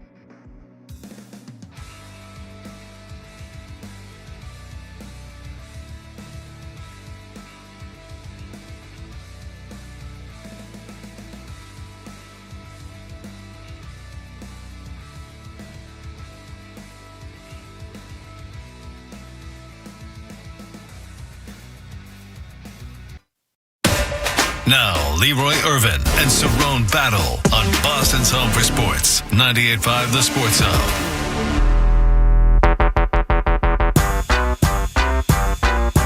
I won't deny it. I'm a straight. You don't want to with me. Okay. All right. Anyways, 98.5 The Sports Hub. Leroy Irvin, Cerrone battle. Cerrone, we got to get right to the phone lines because the community, the love is in the air. People want to help each other out. And if you missed it, maybe you missed the break, we were asking for people, parents, to call in with advice for young parents. One of the things that I tend to run into people and talk about, and they'll bring up, is when we talk about our kids and what we deal with, they're like, man, I never thought about that, or I don't know how I would react once my kids get to that age, or when they're competing. And I mentioned that this past Thursday, Thanksgiving morning, was my youngest son's last high school football game. And it's just been the greatest experience to be able to watch all my children compete. My daughter played softball. She cheered. She did cheerleading. It's great. And obviously, if you can make it to the games, please be there. Another thing I would say, even though some of you guys might remember this, my son first started his freshman year, I wanted to be at his practice, and he said no. Do not go to your kids' practices. Yeah, you out there trying to coach. Yeah, don't do it. So let's go to the phone lines real quick. We'll go to Brian in Watertown. Brian, what advice do you have?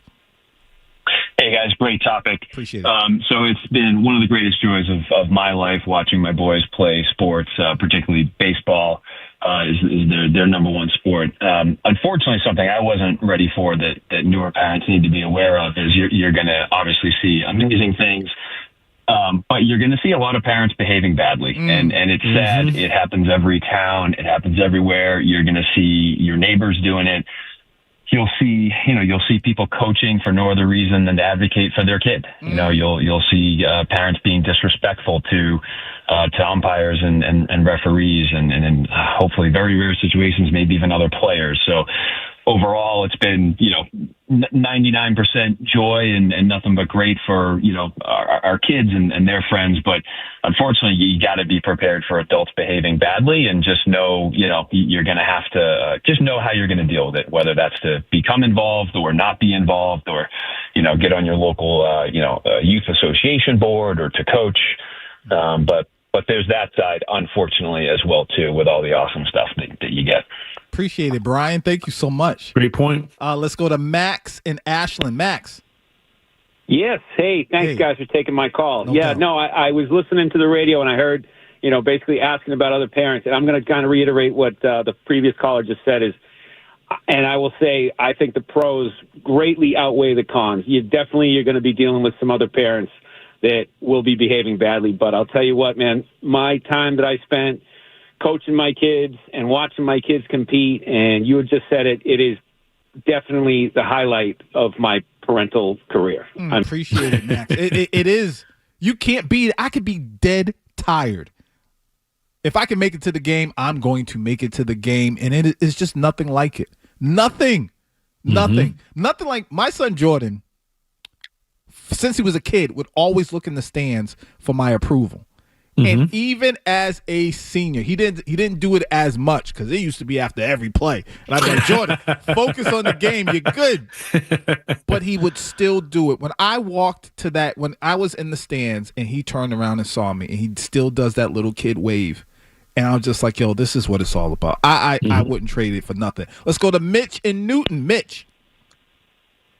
Hey, guys. It's my first time calling a sports radio show, so I loved your topic, and the previous callers talking about, advocating for their parents are awesome points. I am 61. I have two boys who are now 30 and 26, who I was involved in all different kinds of sports with them, coaching baseball, swimming, teaching karate. I was a much more successful athlete as a kid than they were, but they had a lot of fun. They loved it.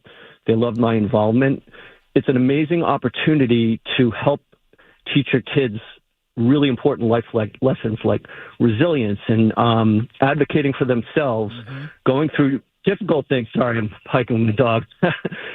Going through difficult, times where they're not successful, but still teaching them the lessons of, making the effort, doing their best, trying to improve at things. The other thing is just listen to them. Kids tell you how they feel, and often parents just don't listen to what their kids are trying to tell them, whether they're having a great time, they're not having a great time, they don't love something. So, listen to your kids, pay attention, be involved. I loved all the times I spent with my kids growing up with sports.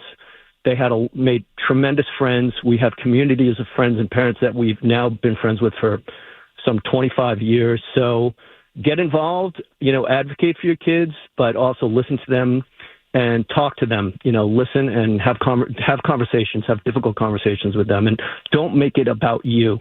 Our egos get in the way, and often parents your kid's success is somehow a reflection of you as an athlete or as a parent, and it's not. And try not to make it about you. So, and I loved what you shared about your kid and him sharing his gratitude with you as a father and as a parent. So nothing's better than that. So it's a great topic. I appreciate the time and look forward to listening to other callers. Thank you, Mitch, for calling in. Thank you. Once again, 617-779-0985 is the number. If you are a parent who has gone through raising a child who has competed in sports, call in and give some advice for those who are who are just entering that world of being a parent with kids who are going to be who are competitive, who are entering sports. Cerrone, I feel like you got something to say. No, what he said about listening to your kids and and paying attention to what they say and how they feel. There could be times where they're not having fun playing that sport. Yep. There's times where they're not enjoying it, but they're doing it because their friends are in it or because it's a cool thing in school, but they might not be enjoying that. But they want to be competitive, but that might not be the thing for them. That might not be their sport. And you're forcing them up at 6 a.m. to go to practice. You're making them go after school, whatever. And you could be turning them off from being competitive and turning them off from wanting to do anything to do with sports because you're not paying attention to what the signs that they're giving you. Right. So I thought that was great advice by, what he said about listening and paying attention to your children and the signs and some of the things, their body language, the ride home, are they quiet, little things like that to see if they're enjoying their time. And the other aspect of it too, that's a new thing to all of us or our kids. It wasn't there previously. Watch how they respond by looking at social media when it comes to their teams. People say things in the comments. Number 8 was terrible today or number whatever. Almost like we do with athletes, man. You got to put that stuff away. Make sure they're not running to their phone immediately after and looking at the videos and the highlights, and watch that interaction with their self-esteem or how they feel and their confidence based on what they see on that phone, social media, with their school sites and all that stuff. So just as little things to pay attention to. Let's go to Phoebe. We're going to close it out with Phoebe in Pawtucket. Phoebe. Hi, how are you guys? Doing pretty good. How are you? Good. Hey, so as a parent and a grandparent now, the only advice I give is I see my grandkids playing now, and I see a lot of kids working at a school, and I go see their games because they ask me. Parents, put your phones away. I see a lot of parents sitting in the stands, looking over their social media, seeing how many likes they get. Put your phones away because that moment goes by in an instant. Phoebe with a word. I mean, that's the benediction right there. That's it. We got to take a quick break. Got your Sports Hub headlines. If you want to call in about that, 617-779-0985 is the number. Call in with your advice for young parents with kids who are just now entering the competitive sports world. We can do that. And then when we get back, the entertainment report, Celtics talk, it's so much more. The man, the myth, the legend. Max just walked in the building. What's up? It's 98.5 The Sports Hub.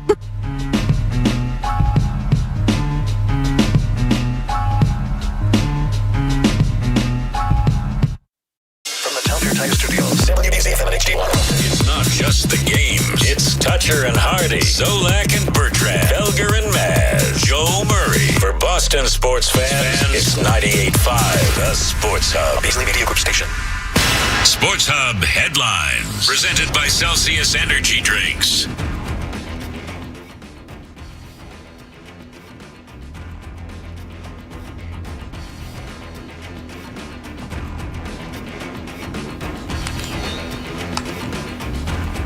All right, sorry about that.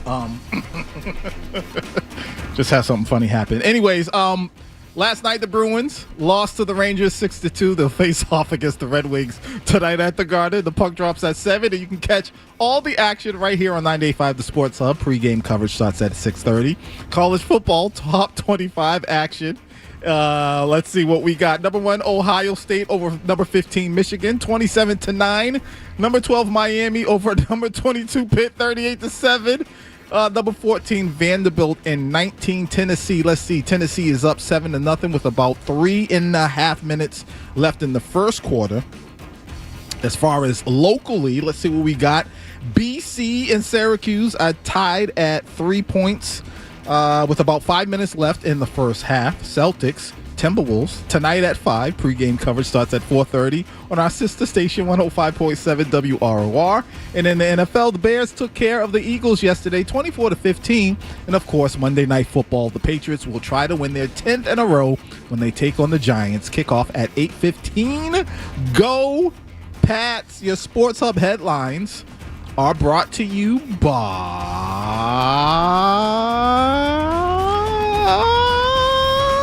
Celsius. It's presented by Celsius Energy Drink. I just had one. It was delicious. Refresh your energy with zero sugar, essential vitamins, and proven ingredients. I'm Leroy Irvin. Leroy and Cerrone are coming right back. Actually coaching the game, or it's just that is. I feel so strongly about that. I can't even tell you. Boston Talk Sports here. What do we got? Sports. Two local guys, lots of local sports talk. Leroy Irvin and Cerrone battle on Boston's home for sports. 98.5 The Sports Hub.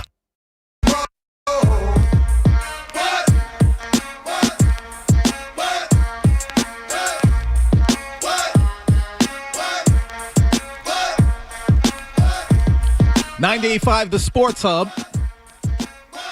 He's Cerrone Battle. I'm Leroy Irvin. This is the Leroy and Cerrone Show. Appreciate all the love.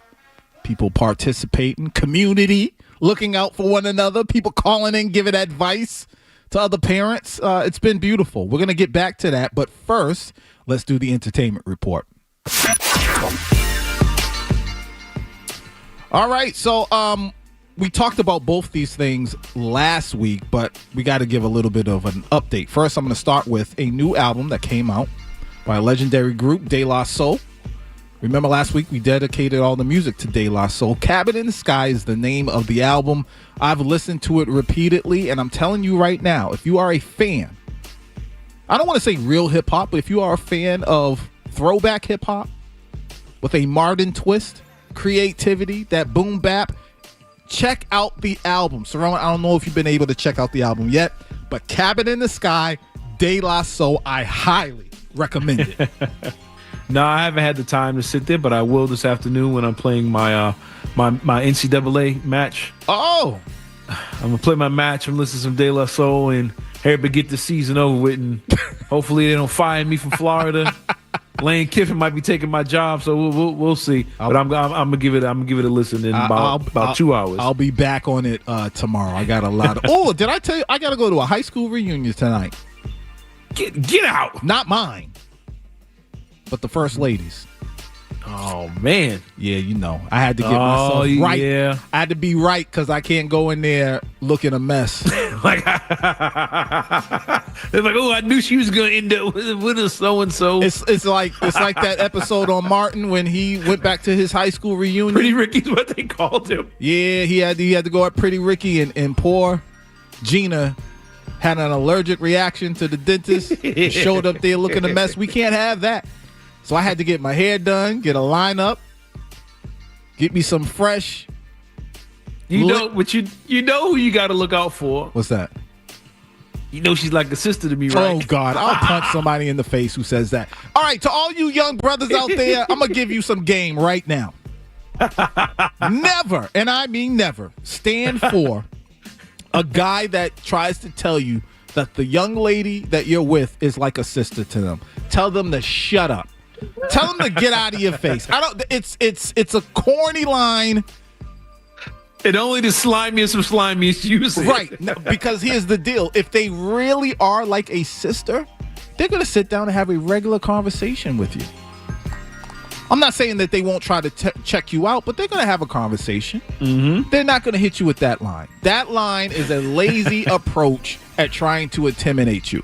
Yep, and it is an easy way to sneak in a sneaky hug. Like, it's like a little sister come in, let me holler. It's like, nah, man. All right. They're going to catch a backhand. I'm not playing. I'm putting that word out right now. I'm not playing. I hate when people do that. Man, she like a sister. Bro, I've been with her for 3 years. I've never seen you around. Seen you. What are you talking about? Y'all ain't even friends on Facebook. I don't know you. I'm at the point, if someone says that to me, I'm going to say so and then sit there and wait to see what they're going to do. Yeah, like an and? Like, what does that mean? We're talking about advice for parents.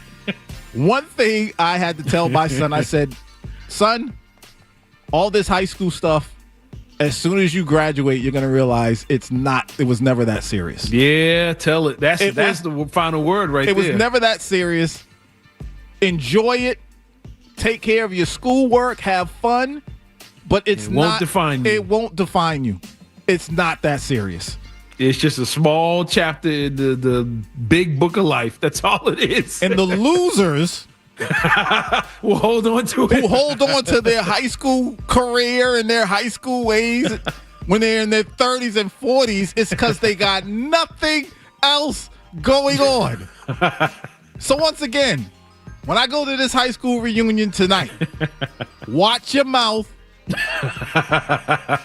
Or there will be issues. Anyways, moving on with the entertainment report. We talked about Stranger Things last week. Season 5 dropped Wednesday night, yeah. 8 o'clock. I'm hearing mixed reviews, man. I saw episode 1. It started off slow. Then it started to pick up to the point where I sat up in my chair and I was like, uh-oh, we got action. Let's go. But then I fell asleep, so I can't tell you about the other 3 episodes. But, Cerrone, have you watched it yet? No, I'm going to sit there and watch all 4. Oh, God. Okay. Probably tonight. Yeah. I'm going to go right through it. I'm going to get my 4 hours in and put my feet up. I'm going to break down, diagnose what I'm seeing, and come to my... You have a lot of people who didn't even watch, like, the first part of it, like, just jumping in, like, this is whack. Like, no, you got to watch it for when they was babies, when they went out trick-or-treating. Yep.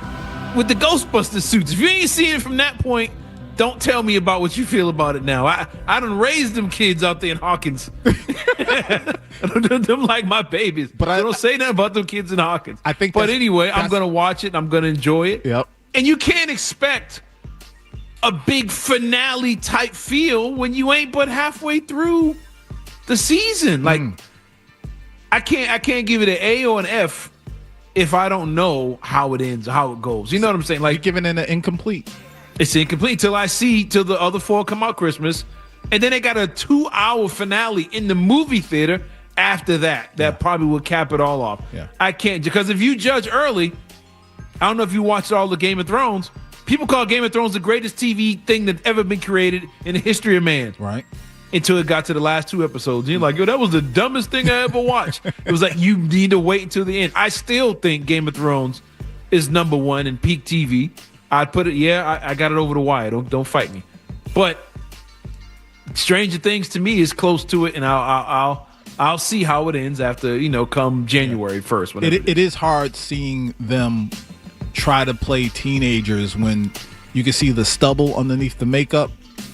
Yeah, they're like, what are the kids, like 22 years old, 23 around that time? And then I have to say this. Leroy, just say it. Don't think of the right way to say this. My man's haircut. Yes, sir. As a black man with the capability of growing a high top fade, what in the world? What kind of high top fade is that? I don't know where that came from. That thing it's in shambles. Because the last season it was flawless. Yes. What happened? They got a new barber, man. They brought a different barber. No excuse. You could have cut it and gave him the look of just a low fade with the part and the shag, and it would have fit the times. But yeah, they didn't have to put that hat on that kid like that. No excuse. They had Tyler Perry back there running the wig crew. All that money in the world, all the CGI, and somehow they had no haircut budget. They got his hair messed up. And I'm mad at him because he should have said something. True.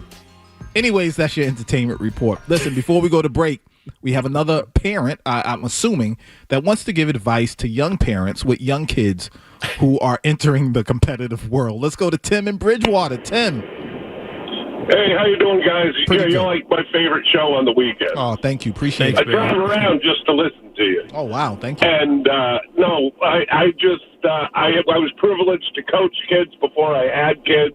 Now I have kids, and they're getting to the older age of the high school. Don't live your life through your kids. If you don't live your sports life through your kids, let them do what they want to do.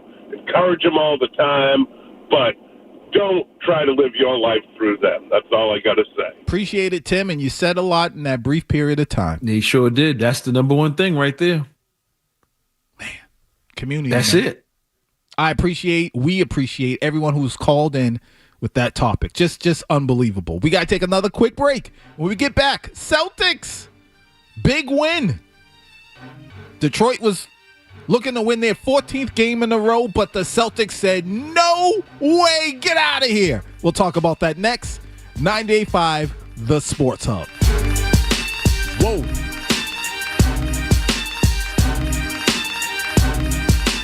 Whoa.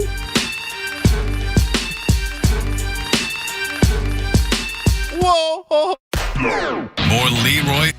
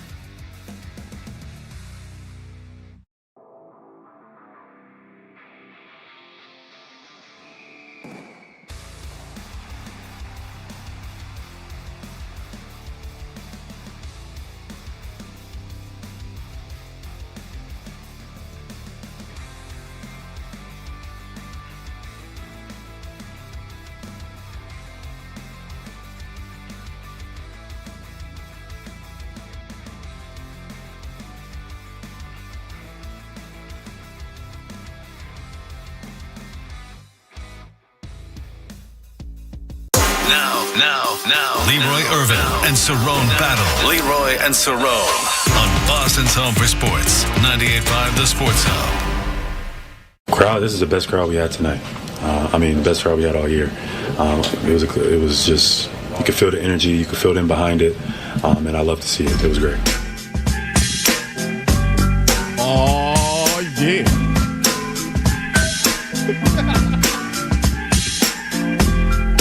Ain't no half-stepping.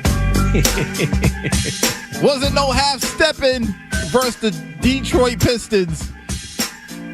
The Boston Celtics. 98.5 The Sports Hub. Leroy Irvin, Cerrone battle. I love Ain't No Half-Stepping. The BIGDADDYKANE. Man, real quick. Uh-huh. It wasn't until recently that I heard the original No Half-Stepping. I think it's by the group Heatwave in the 70s. All right. And I might say the original one might hit a little harder, man. When you go back and listen to the original version of that song, like the real sung by, I think it's Heatwave, it's tough, man. I almost did a Dundero and spit out my coffee. It's tough. You said it's better than Big Daddy Kane? Go listen to the original, No Half-Stepping by, I believe it's by Heatwave. Okay. Gentleman that wrote that song, wrote for Heatwave, is the man who also wrote all Michael Jackson's hits too. Oh, wow. Yeah. Shout out to half-stepping. It's tough.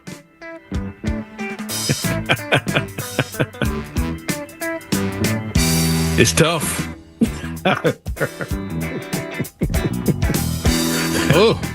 All you need is a Lincoln or a Cadillac, man, in the yellow suit. Driving with your pinky. I used to love how my father would take a turn. Man, that one finger, leaning way back. Remember the old Pontiacs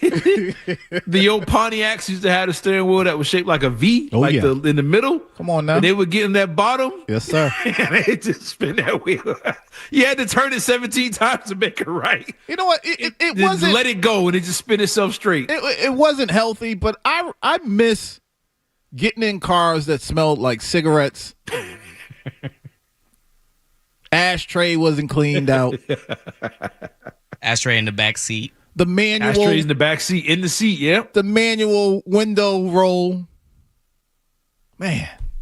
That thick leather that just had that smell, that GM leather smell. Yes, man. Man. With the red and white light on the door. Yeah, man. We had no phones. Shout out to Phoebe with that point right there. Put them phones away. Put the phones away. You missed the whole ride. Yeah. Once again, the Celtics, they took on the Pistons. What was that? Wednesday? That was Wednesday. Wednesday afternoon. Well, Wednesday evening. Yeah, and afternoon, 5 o'clock, which was a beautiful thing. They beat the Pistons 117-114, and we just played Jaylen Brown talking about the fans. As a matter of fact, George, do you mind playing that just one more time if you get a chance? Just let me know when you're ready.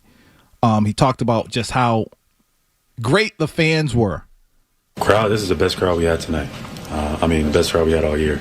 It was just, you could feel the energy, you could feel them behind it, and I love to see it. It was great. Cerrone, I was in the building. This guy here. No. Be like you when I grow up. I was in the building, and I'm telling you, before hearing Jaylen Brown say this, I felt it myself. Mm-hmm. Now, remember early in the show we were talking about rivalries? Yep. The reason why I said remember that part is because when I was there Wednesday, I hadn't felt energy in that building like that since the Celtics were taking on rival teams like the Lakers. And I'm talking about since I knew things started to change at the Garden in 2008. Yeah. I was there. I don't exactly remember the game, but it was a play where I saw Rondo had the ball, and it probably was KG was doing like a backdoor cut, and I saw it develop. Mm-hmm. And I jumped up and screamed. I said, "Oh!" before the play happened, and it was an alley-oop, and it ended up being a dunk. And people around me looked at me like, "What are you doing?" Like, sit down. Like, sit down. It's not what we do here. And I'm like, huh? This is what we're fans. You mean to tell me you don't get excited and you're looking at people weirdly for standing up and cheering? Wednesday, I was there, and you could feel it was different. And one of the examples of how it was different, a lot of times we are encouraged to cheer certain things. You look up at the Jumbotron, and it has the meter for the clap. Yeah, get loud. Yeah. Or you have them play the organ like Let's Go, that stuff. Yo, it was happening on its own without being encouraged to do it. The Let's Go Celtics chant was going on its own. Defense was going on its own. And at one point, the entire lower bowl was standing up for like a long period of time without being told to. And it was just the electricity. It was loud. It was crazy loud. And I'm with Jaylen Brown. I believe Mazzulla talked about the fans too. Just what a great, great showing for the fans. Typically, the fans are like that at the Garden anyways, but Wednesday was a little bit different. I don't know if it was because of the holiday. I don't know if it was because it started the answer. I don't know if, a little tipsy. I don't know if it was because it started at 5. Who knows? Couple things. What's that? I have a theory. The team isn't dominant. When the team's not dominant, you don't have the lower bowl filled with corporate people. The businesses aren't at the games when you're not dominant. Okay, yep. And then you factor in it's 5 o'clock. The corporate folks ain't going to come. The older crowd that you see, maybe we joked last year, it was like the whole front row of the Celtics when they didn't win a championship. Everybody was like 70 plus all the way around the court side. Yep. 5 o'clock game the day before Thanksgiving. The only people that are going to go to that game are fans. Real fans. The real fans were there. And you could see and feel the difference.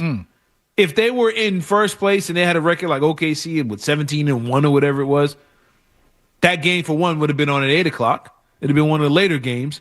And you would have still had the corporate vibe in the lower bowl, which kind of, everybody's kind of sitting there chilling, more about meeting and, a meet and greet than it is watching the game.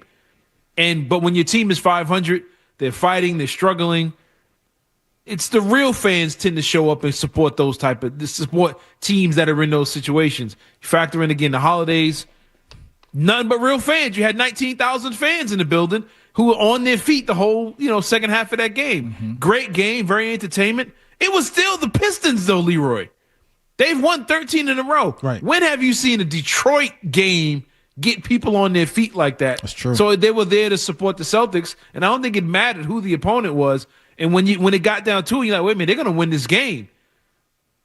I was edge of my seat watching it. It was very entertaining, and you could feel it was different.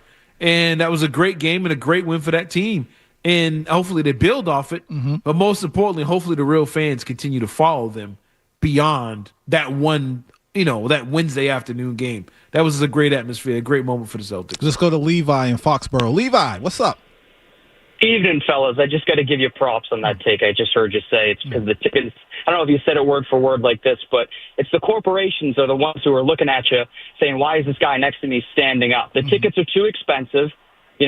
Back in the day when you could get in for what's now probably the cost of a dog and a beer, you had the average guy showing up to the game, getting a little rowdy, and he's doing it sober. He doesn't need the extra couple of drinks to, get after it like that. But nowadays, I don't know if you'd agree with this. It's kind of on par with what you were saying, but it's just too expensive. It bars the right type of people, if you will, for being able to get in the game and make it hell for the opposing team. Appreciate it, Levi. Right. And like you were saying, Cerrone, Wednesday though, they were there. If they weren't as many. The real fans got a chance to show up. And I ran into a lot of people that I know, and typically they don't go to games, but they were there. It turned into a local block party. Everybody kind of showed up, say, I'm going to go to the game tonight. And he's right, because you're never in the moment where it's like, man, I got nothing to do today. I'm going to go to the Celtics game because it's so expensive. Celtics, you got to plan a month in advance because of the cost and what it takes to get down there, all that other stuff, depending on where you live, and it becomes a headache. But this, as he was saying that, it goes back to what we said earlier. There's no rivals in sports. Why? Because the real fans can't go to Celtics and Lakers because it's $2,000 a ticket. You know what I'm saying? And if you go, the guy next to you is not a real fan. The guy to your right, the guy in front of you and behind you aren't. So it looks like a quiet thing. It looks good on TV. It has the aesthetic, but it's missing the real fans. That goes for Boston. That goes for if the game is in L.A. I don't know how much a ticket is in L.A., but if it's Luka and LeBron, yeah, that ticket's probably $5,000 to go see a Lakers game, and there's no real, like when it was in Inglewood, the real fans would show up. Yeah. And I think you're missing that.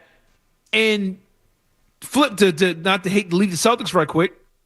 There's a reason why Gillette's been a little loud too this year. And it hadn't been loud the last 15, 20 years. All of a sudden, the real fans are being let back into Gillette. They can afford tickets. Season tickets are available. People sold out the last couple years, sold their stuff away, and the real fans are snagging it back up. So, yeah, it's something to do with the team is when a team has to fight to get in, as opposed to when the team is dominant, it kind of blocks the everyday average fan from getting a chance to get in there and be loud and rowdy. Yeah, let me tell you about a few things. Number one, Cade Cunningham for Detroit was balling out of control. That man's fantastic. Smooth. I mean, he's just fantastic. Smooth. His change of pace is unbelievable. His patience is unbelievable. But I did see towards the end of the game, he did talk to both refs. He whispered as what's his name? Who was shooting the free throws? Simons. Yep. Was shooting free throws. Cunningham went to both refs. I kid you This is not. the last play of the game you're talking about. Yes. He cups his hand and whispers in their ear. One, and then he runs across the court, whispers in what's his name? Oh, shady. Yeah, I know what you're talking about. Yes. Whispers in their ear, and then we get that call towards the end of the game. That's one thing. Okay. Thank God the Celtics won. But also, Cerrone, Amari Williams. I know he played 15 minutes. He only had 1 point. But I don't know about you. I felt as though his impact was great. I know Jaylen Brown, I believe he felt that way too. And I was like, yo, about time. About time. Can we talk about that a little bit more on the other side, please? We need to talk about that. Let's take a quick break. We'll be right back. Don't get shook now. Stay with us. It's 9-5, the Sports Hub.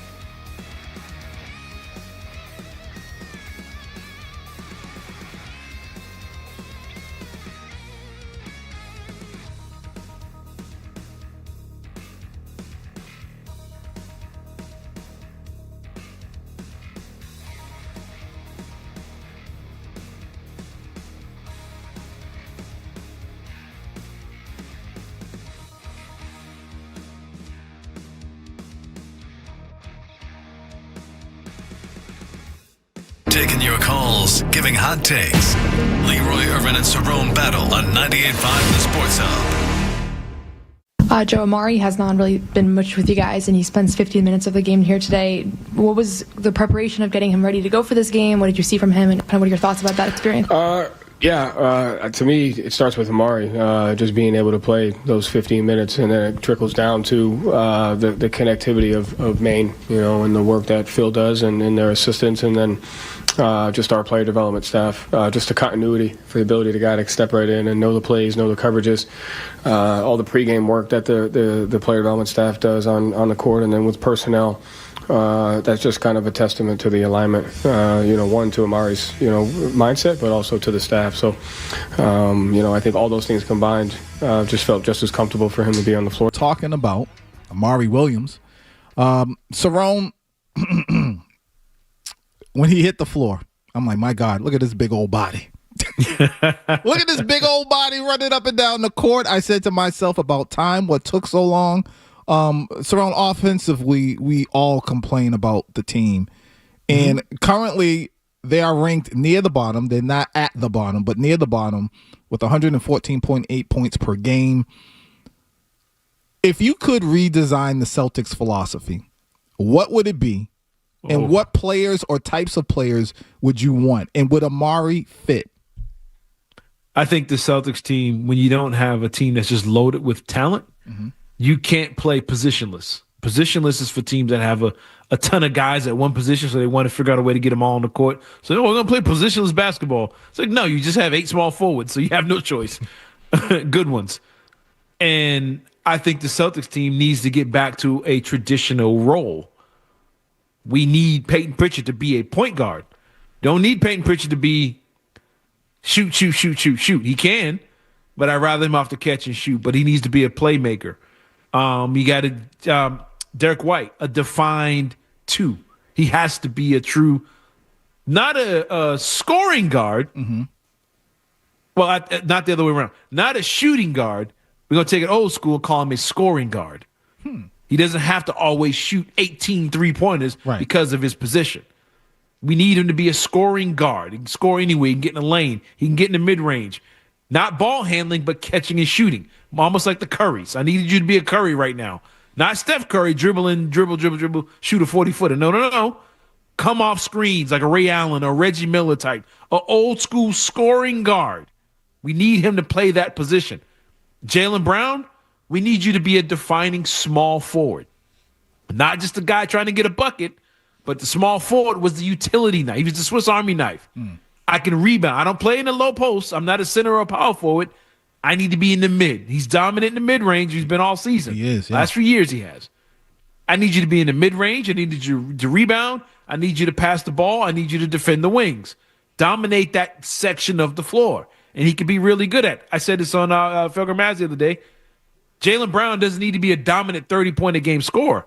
He needs to be closer to 20, 23, but have 7 assists, 7 rebounds, pushing triple-double limits every night.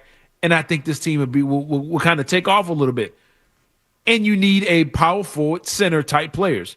Guys that are setting screens, that are rebounding, don't need the ball, don't need to be shooting threes. They need to be in the paint offensively, defensively, rebounding the ball, blocking shots, setting solid screens, getting the scoring guard and the small forwards open, and then finishing around the rim and just clogging the lane defensively. Now he can switch them off if it's Cater, if it's Williams, if it's Garza, anyone, all 3 of those guys, 2 of them should be on the floor, I think, at all times for this team to be where they need to be until Tatum comes back, and Tatum can play the traditional, what he's been kind of, the power forward that he's a stretch for this team. He's the best rebounder, interior passer. He gets to the lane, finishes strong, all those things. But, yeah, I think Williams, I don't know how many of you guys watch college basketball. Williams in college was a exceptional passer. He could pass the ball. He loves to get out on the break and run, and he made the right decisions. He can pass out of the post. He can pass out of the face-up. He can pass on the break. A guy like him, you put at the 5, where you're running screens and running stuff off of him, and he's just dropping it down to guys, cutting to the basket, will open up and unlock everything on this offense. And I'm not saying the kid's going to be the next Jokic or anything like that.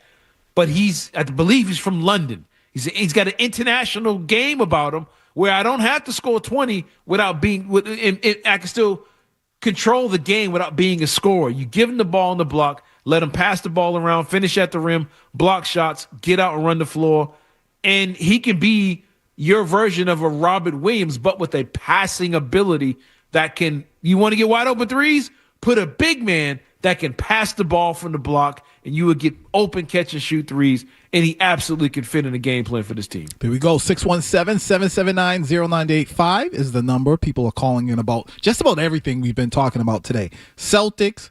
We asked for, we were talking about the Patriots. We were talking about Drake May. We were also asking people who have gone through the whole, raising their kids in sports to call in with some advice. And we actually have one more person online who wants to talk about that. Joey from Kingston. Joey.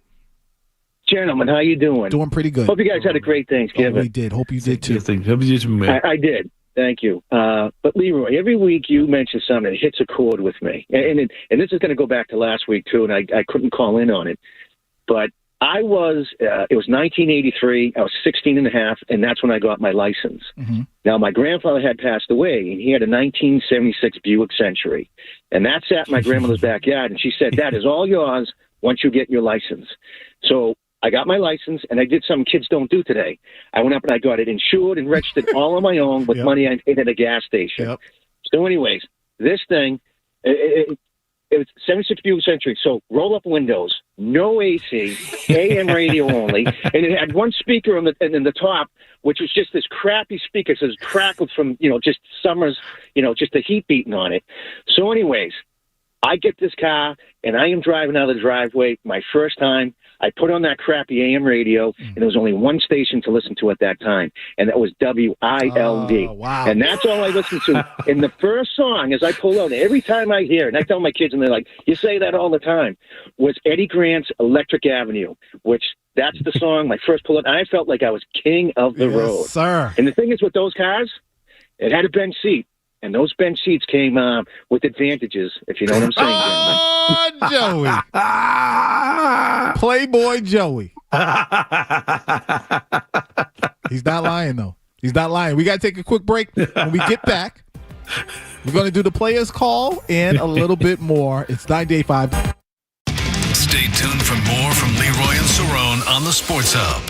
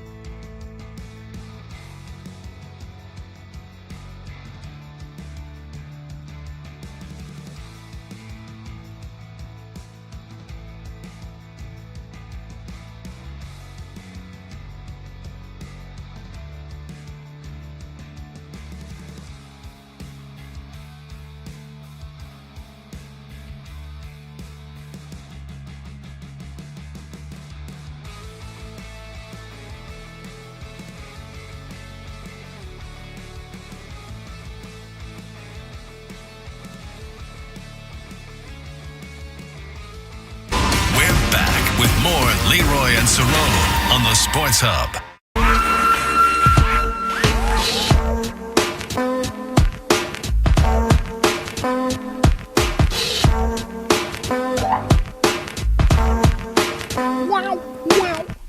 Welcome back, 98.5 The Sports Hub. I'm Leroy Irvin. He's Cerrone Battle. Just for the record, typically with the music, I take care of the music, but I got to give props to the one and only George behind the glass. Hey, I try to tell the morning show. That's why they call me the People's Champ. He took care of things today. He's got next week. He's going to do that too. There's just talent all around. You know what? Let me just say this also before we get to the players' call. Obviously, you have the A team here at 98.5 The Sports Hub. I don't care how you feel. At the end of the day, the A team is extremely, extremely successful. Mm-hmm. But there's also a B team. And that B team is loaded with talent too. I just got to say that. It's a talented group. It's one of those special times. You ever been involved with something and you pause and you look around and you're like, oh, shoot, we're loaded. And I don't think everyone recognizes how loaded we are right now. And you hope everyone kind of takes it all. Kind of like with the Patriots. You're like, whoa, I hope everyone paused and said, yo, this is different. This ain't normal. This ain't normal. This is special. Just take it all in. Anyway, 617-779-0985. Cerrone, we did have someone call in, and they wanted to give you your props for your work on Felger and Maz. They got off the line, but I had to make sure I put that out because we talked about that last week. Also, keep up the phenomenal work. Thankful for the opportunity. Trust me, I got my humble pie. There you go. I stay humble. I ain't nothing. Look, it's all none of this is a right. It's a privilege. That's right. And it was a privilege to get that opportunity.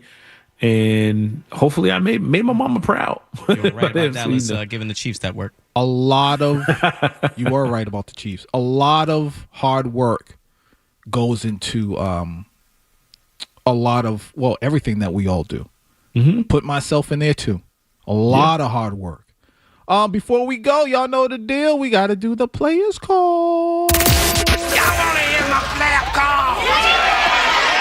I think, do you want to hear the player call? All right, this is the time when we take time to show someone in sports or in our everyday lives some love for what they've done. And with that being said, I think I want to go first today. The reason why is because I already mentioned this young man earlier in the show, but I want to give my players call to my son, Jordan. I have 4 children. I love all 4 deeply. Thursday, after Thanksgiving, and I was taking them over to their aunt's house, my son, Jordan, asked to speak to me, and he poured out his heart on how thankful he was for me, the gratitude. And as a man, I know a lot of us out there, we go through every day feeling like nobody cares and that it's not even worth, you're not going to hear thank you. You're not going to get the gratitude you're expected just to do. And that's pretty much it.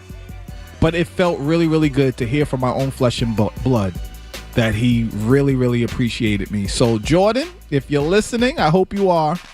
Thank you so much. You get my player's call. George, you got one? I certainly do, and to keep it along the family ties here for this Thanksgiving, such a holy holiday, hold dear to my heart. I wanted to shout out my parents. I struggled with knowing how my father would react to this. I did want to give him props. It's been 13 years without him, so the struggle is real. When I say it's to have him witness me work for the #1 radio station, at least in the market, to shout us out, Go Sports Up. But I do miss him, especially this time of year. And then, of course, to the old lady, my mother, the ball and chain. What can I say about this woman? I had an incident going in Thanksgiving driving. So I'm currently using her car. So if you see me with that sparkling, bedazzled steering wheel, don't worry about it. It's just my mama's car. That's Shout out to up. Mama. I love you. Yeah. That's beautiful. It says a lot about your father because it's the same way with my father. My father's not here, But the fact that I live my life, you live your life to some degree, and I'm sure there's a whole lot of other people that live their life to some degree, trying to make the father that's no longer here, the parent that's no longer here, proud, says a lot about It's them. crazy, right? I would say that the inspiration, yes. is definitely him. And I like to believe I still would have heard the commercial for CSB and still would have done the same, followed the same footsteps if he was here. Here you go. Cerrone, who you got? I'm gonna keep it with the family thing. Becoming it's Thanksgiving. It's Thanksgiving weekend, and I just want to shout out to all the parents who, one, made the time and the effort to support their child for these Thanksgiving games and all the things that led up to it. And because in the middle of supporting your child, the holidays don't stop. You still had to cook for your family, drive cross country, all those things. You still had to support your family, take care of yours, but you made time for your child. You made time for your family. And I'm just kind of giving a shout out to all the families who just went through a lot this last few days. Yeah. And the weekend is still going on. Some people still traveling right now, probably listening in the airport or in the car. And, all the people yesterday shopping, the traffic was insane, but you still did it because of your love for family. And I think that's a thing that we got to hold on to and realize that no matter what changes in the world, no matter what social media or the algorithms say, your family is the most important thing. That's right. And this whole week and weekend is your chance to really show that and support your family. Shout out to everybody who did their best to keep the family happy and keep the family smiling. Beautiful. Wow. I feel good, man. I feel good that we use this platform to try to help and encourage others, man. That's what it's all about. Before we go, we got David on the phone. You know how we like to get through all the phone calls. David in Boston. What's up, David? Hey, Cerrone and Leroy, you know, Matt, why you so quiet? But you know me. Uh-huh. The fact that y'all talking about being parents, I've known y'all for a long time. Oh, wow. And the fact that a lot of us that we grew up in didn't grow up with our fathers, and we grew up and we became fathers, and we really supported our kids and really was there because we come from an era where a lot of fathers ain't around. Mm-hmm. So when I heard y'all say that, and I know y'all, you know what I'm saying? So for me, it really touched home because I know y'all are great fathers. Y'all are there for your kids. And everybody else, I talk to Mikey every day. You know, all of us that we grew up around, we there for our kids. So for me to hear that from y'all really touched home. And it started to bring tears to my eyes too, Leroy, because it's like, we come from an era where we shouldn't be there. You know what I'm saying? So the fact that we all there, that says everything. I just want to congratulate y'all. And, you know, my hat goes off to y'all. Y'all know I love y'all to death. Oh, man. And, you know, and I appreciate what y'all doing. And life goes on. You know that. And I love y'all, and I'm getting off. Wow. Appreciate you, David. Love you, too. Shout out to you, man. Love you, too, man. Thank you. What a way to end the show.